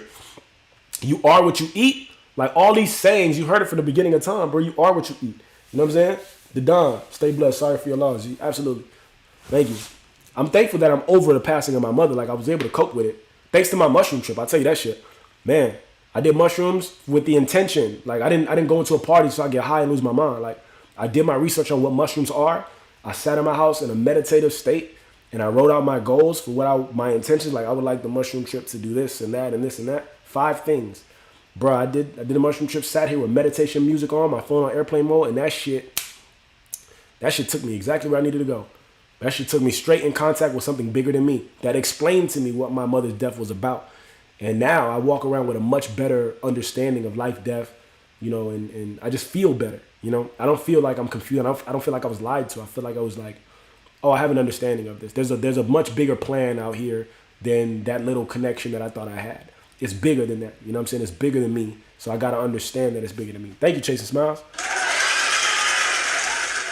So it literally takes 18 to formulate a habit. People just fear pushing past their comfort zone. Right. Talk about it. I'm telling you. Because you were talking about substances. I went to a magnet school like that, was teaching us all types of trades. I wanted to be a psychologist, but I'm terrible at math, and I couldn't pass math classes. Damn. Right. I graduated almost 20 years ago from high school, and I still haven't used algebra. That's me with hot Cheetos. Like, how did I do this as a kid? That's funny. Feliz, I make my own peanut butter. That's what's up. You got to teach me how to make your own peanut butter. That's dope. Ice cream is my weakness. I love it. Feliz, those are my favorite, but my body don't like them. Damn. Hannah, yes, cookies are delicious, and the vegan ones, but only eat those on special days. Right. Chase Smiles, Feliz Chase Smiles. I be down bad, but they so good. That's crazy. Hot Cheetos is every ghetto girl's fantasy. I'll be the realest in the world. Hot Cheetos is every ghetto girl's fucking road dog, bro. Every man, look, growing up, that's all you seen. And the crazy part was you could even detect that shit when they wasn't even eating the fucking chips. It's like, bro, we in first period, second period, and these 3 fingers on the girl in your class are like red. Not red like they got the substance still on them. Red like the substance was there. They sucked their fingers clean, but they're still red. It's like, yeah, we know what time it is with y'all, man. We know what time it is. Hugs. Sorry to hear that. Right. Hannah, some people are just emotional eaters. Unresolved traumas. Facts. No, it's real, man. I've done a Creole ritual similar to that, which helped me relinquish the power of my grand's passing. Hey, hat on me. Damn. Definitely this ghetto girl's fantasy. That's funny. Nah, man, it's true. I know we touched on a lot of different things in a short amount of time, man, but like, it's real. And again, like, just going back to one of these other conversations that we had earlier today, with the girl trying to explain to me how I was a liar because of my life chart path shit. And I was like, man, I don't lie. I do not. I will tell you the truth or I will say nothing. But lying to you is like me acknowledging that you're somebody worth lying to. This shit is crazy. But I will say that to say, it goes back to what we were saying earlier about traumas. A person's traumas will tell you way more about them than some random PDF ever will. A person's trauma will tell you more than their blood work will tell them. A person's trauma will tell you more than like their life chart, their path. A person's trauma will tell you everything. The conversation be flowing though. It do be flowing. But a person's trauma will tell you everything. So even right now, when we're talking about change, change is easy to make when change is the only thing that you want. When change gets to be at the top of your list, you will make that change, bro. This shit is not that deep because you're going to calculate. You're going to be like, okay, my life or this thing that I'm doing. My life is a little more important. You know what I'm saying? You will change once change gets to the top of your list. And it's about traumas, bro. Like, for me, I won't eat certain bullshit no more because now I'm associating bullshit eating to a premature death of a family member of mine, my mother. I'm associating not healthy with something can get inside your body from the outside and it could kill you if you're already not healthy. You know what I'm saying? It's almost like I'm exercising so much preparing for D-Day subconsciously. Like the next time some pandemic hits, I don't want to be worried about nothing. And I want to be able to help the people around me. Yo, take this herb, take this medicine, eat this ginger, do this, do that. You know? I want to be able to help the people around me so I don't gotta nobody gotta die prematurely because of some random ass shit. You know what I'm saying? So traumas though. See, it goes right back to it. Your traumas will tell me more about you than anything else. So yeah, nut butters. Conversation be flowing, I'm telling you. Yo, I'm about to jump off the live though because I got to get a bunch of stuff done today. I told myself I wasn't going to be on this long and I definitely was on for 2 hours. This has been a 2-hour long conversation. So I got to roll, man. I appreciate y'all for being up in here on the live. I can't see any of the comments on YouTube. So if y'all on YouTube, I can't see any of those. But IG, yeah, looks like we just hanging regular on IG. Shout out to the one person that's watching on IG. Appreciate you. And then shout out to the people over here on TikTok. Thank you. Have a great day. Absolutely, Chase Smiles. You have an incredible day too. Feliz. Always a vibe, friend. Peace, Feliz. And congratulations on having a successful art show in New York. That's a vibe. If I'm in New York at the same time you're having an art show, I definitely want to go. Definitely want to go. Ajane Design Studio. Have a wonderful, blessed day. Thank you, Ajane. You have a great day. Hannah. I'm going to see you later, Hannah. Feliz. Thank you. Absolutely. I'm going to see y'all later, man. Y'all have an incredible day. Chase your dreams. Change. Do it all, bro. You're going to have better reasons to do better shit in the near future. So you might as well get to it. Thank you. Absolutely. Just being Mimi, we appreciate you as well. Thank you for being awesome. Have an amazing day. Thank you, Just being Mimi. You have an amazing day too. Hannah, have a good day, Mr. Hoodie. Get well soon. Thank you. Yeah, I think I'm feeling much better. Thank you. Appreciate that. Sebek, you leaving? I'm out of here, Sebek. I'm going to see you later, my G. Y'all have an incredible day. Peace. I don't even think we chose a word for the day, but if we had to choose a word for the day, I think the word for the day would be change. Change. Wow. Change is the word of the day. Feel me? So change, man. Find something you can change in your life today. Find something that you've been meaning to change and bump change up on your list, man. Like, don't let change be after Netflix. Don't be changed be after I drink and smoke for the weekend and then get back to work and act like I'm too busy to change that shit. And the next weekend it came around too and I'm still not changing. Like, bring change up on your list, man. Change. Wow. I'm going to see y'all later, man. Y'all have an incredible day. Just being Mimi. Change. Oh, yep. Just being Mimi. Change. Absolutely. All right, I'm going to see y'all later, man. Peace. Have a good one. Oh, hold up. The Don says on IG, psych was my major in college and always been tapped into myself and tried psychs before I went off to school and made me more in tune and literally needed to understand the mind, change my perspective. Shrooms heal trauma. Stay safe. Stay safe, gang. Okay, cool. Last comment. All right, I'm going to see y'all later. Peace. Have a good one.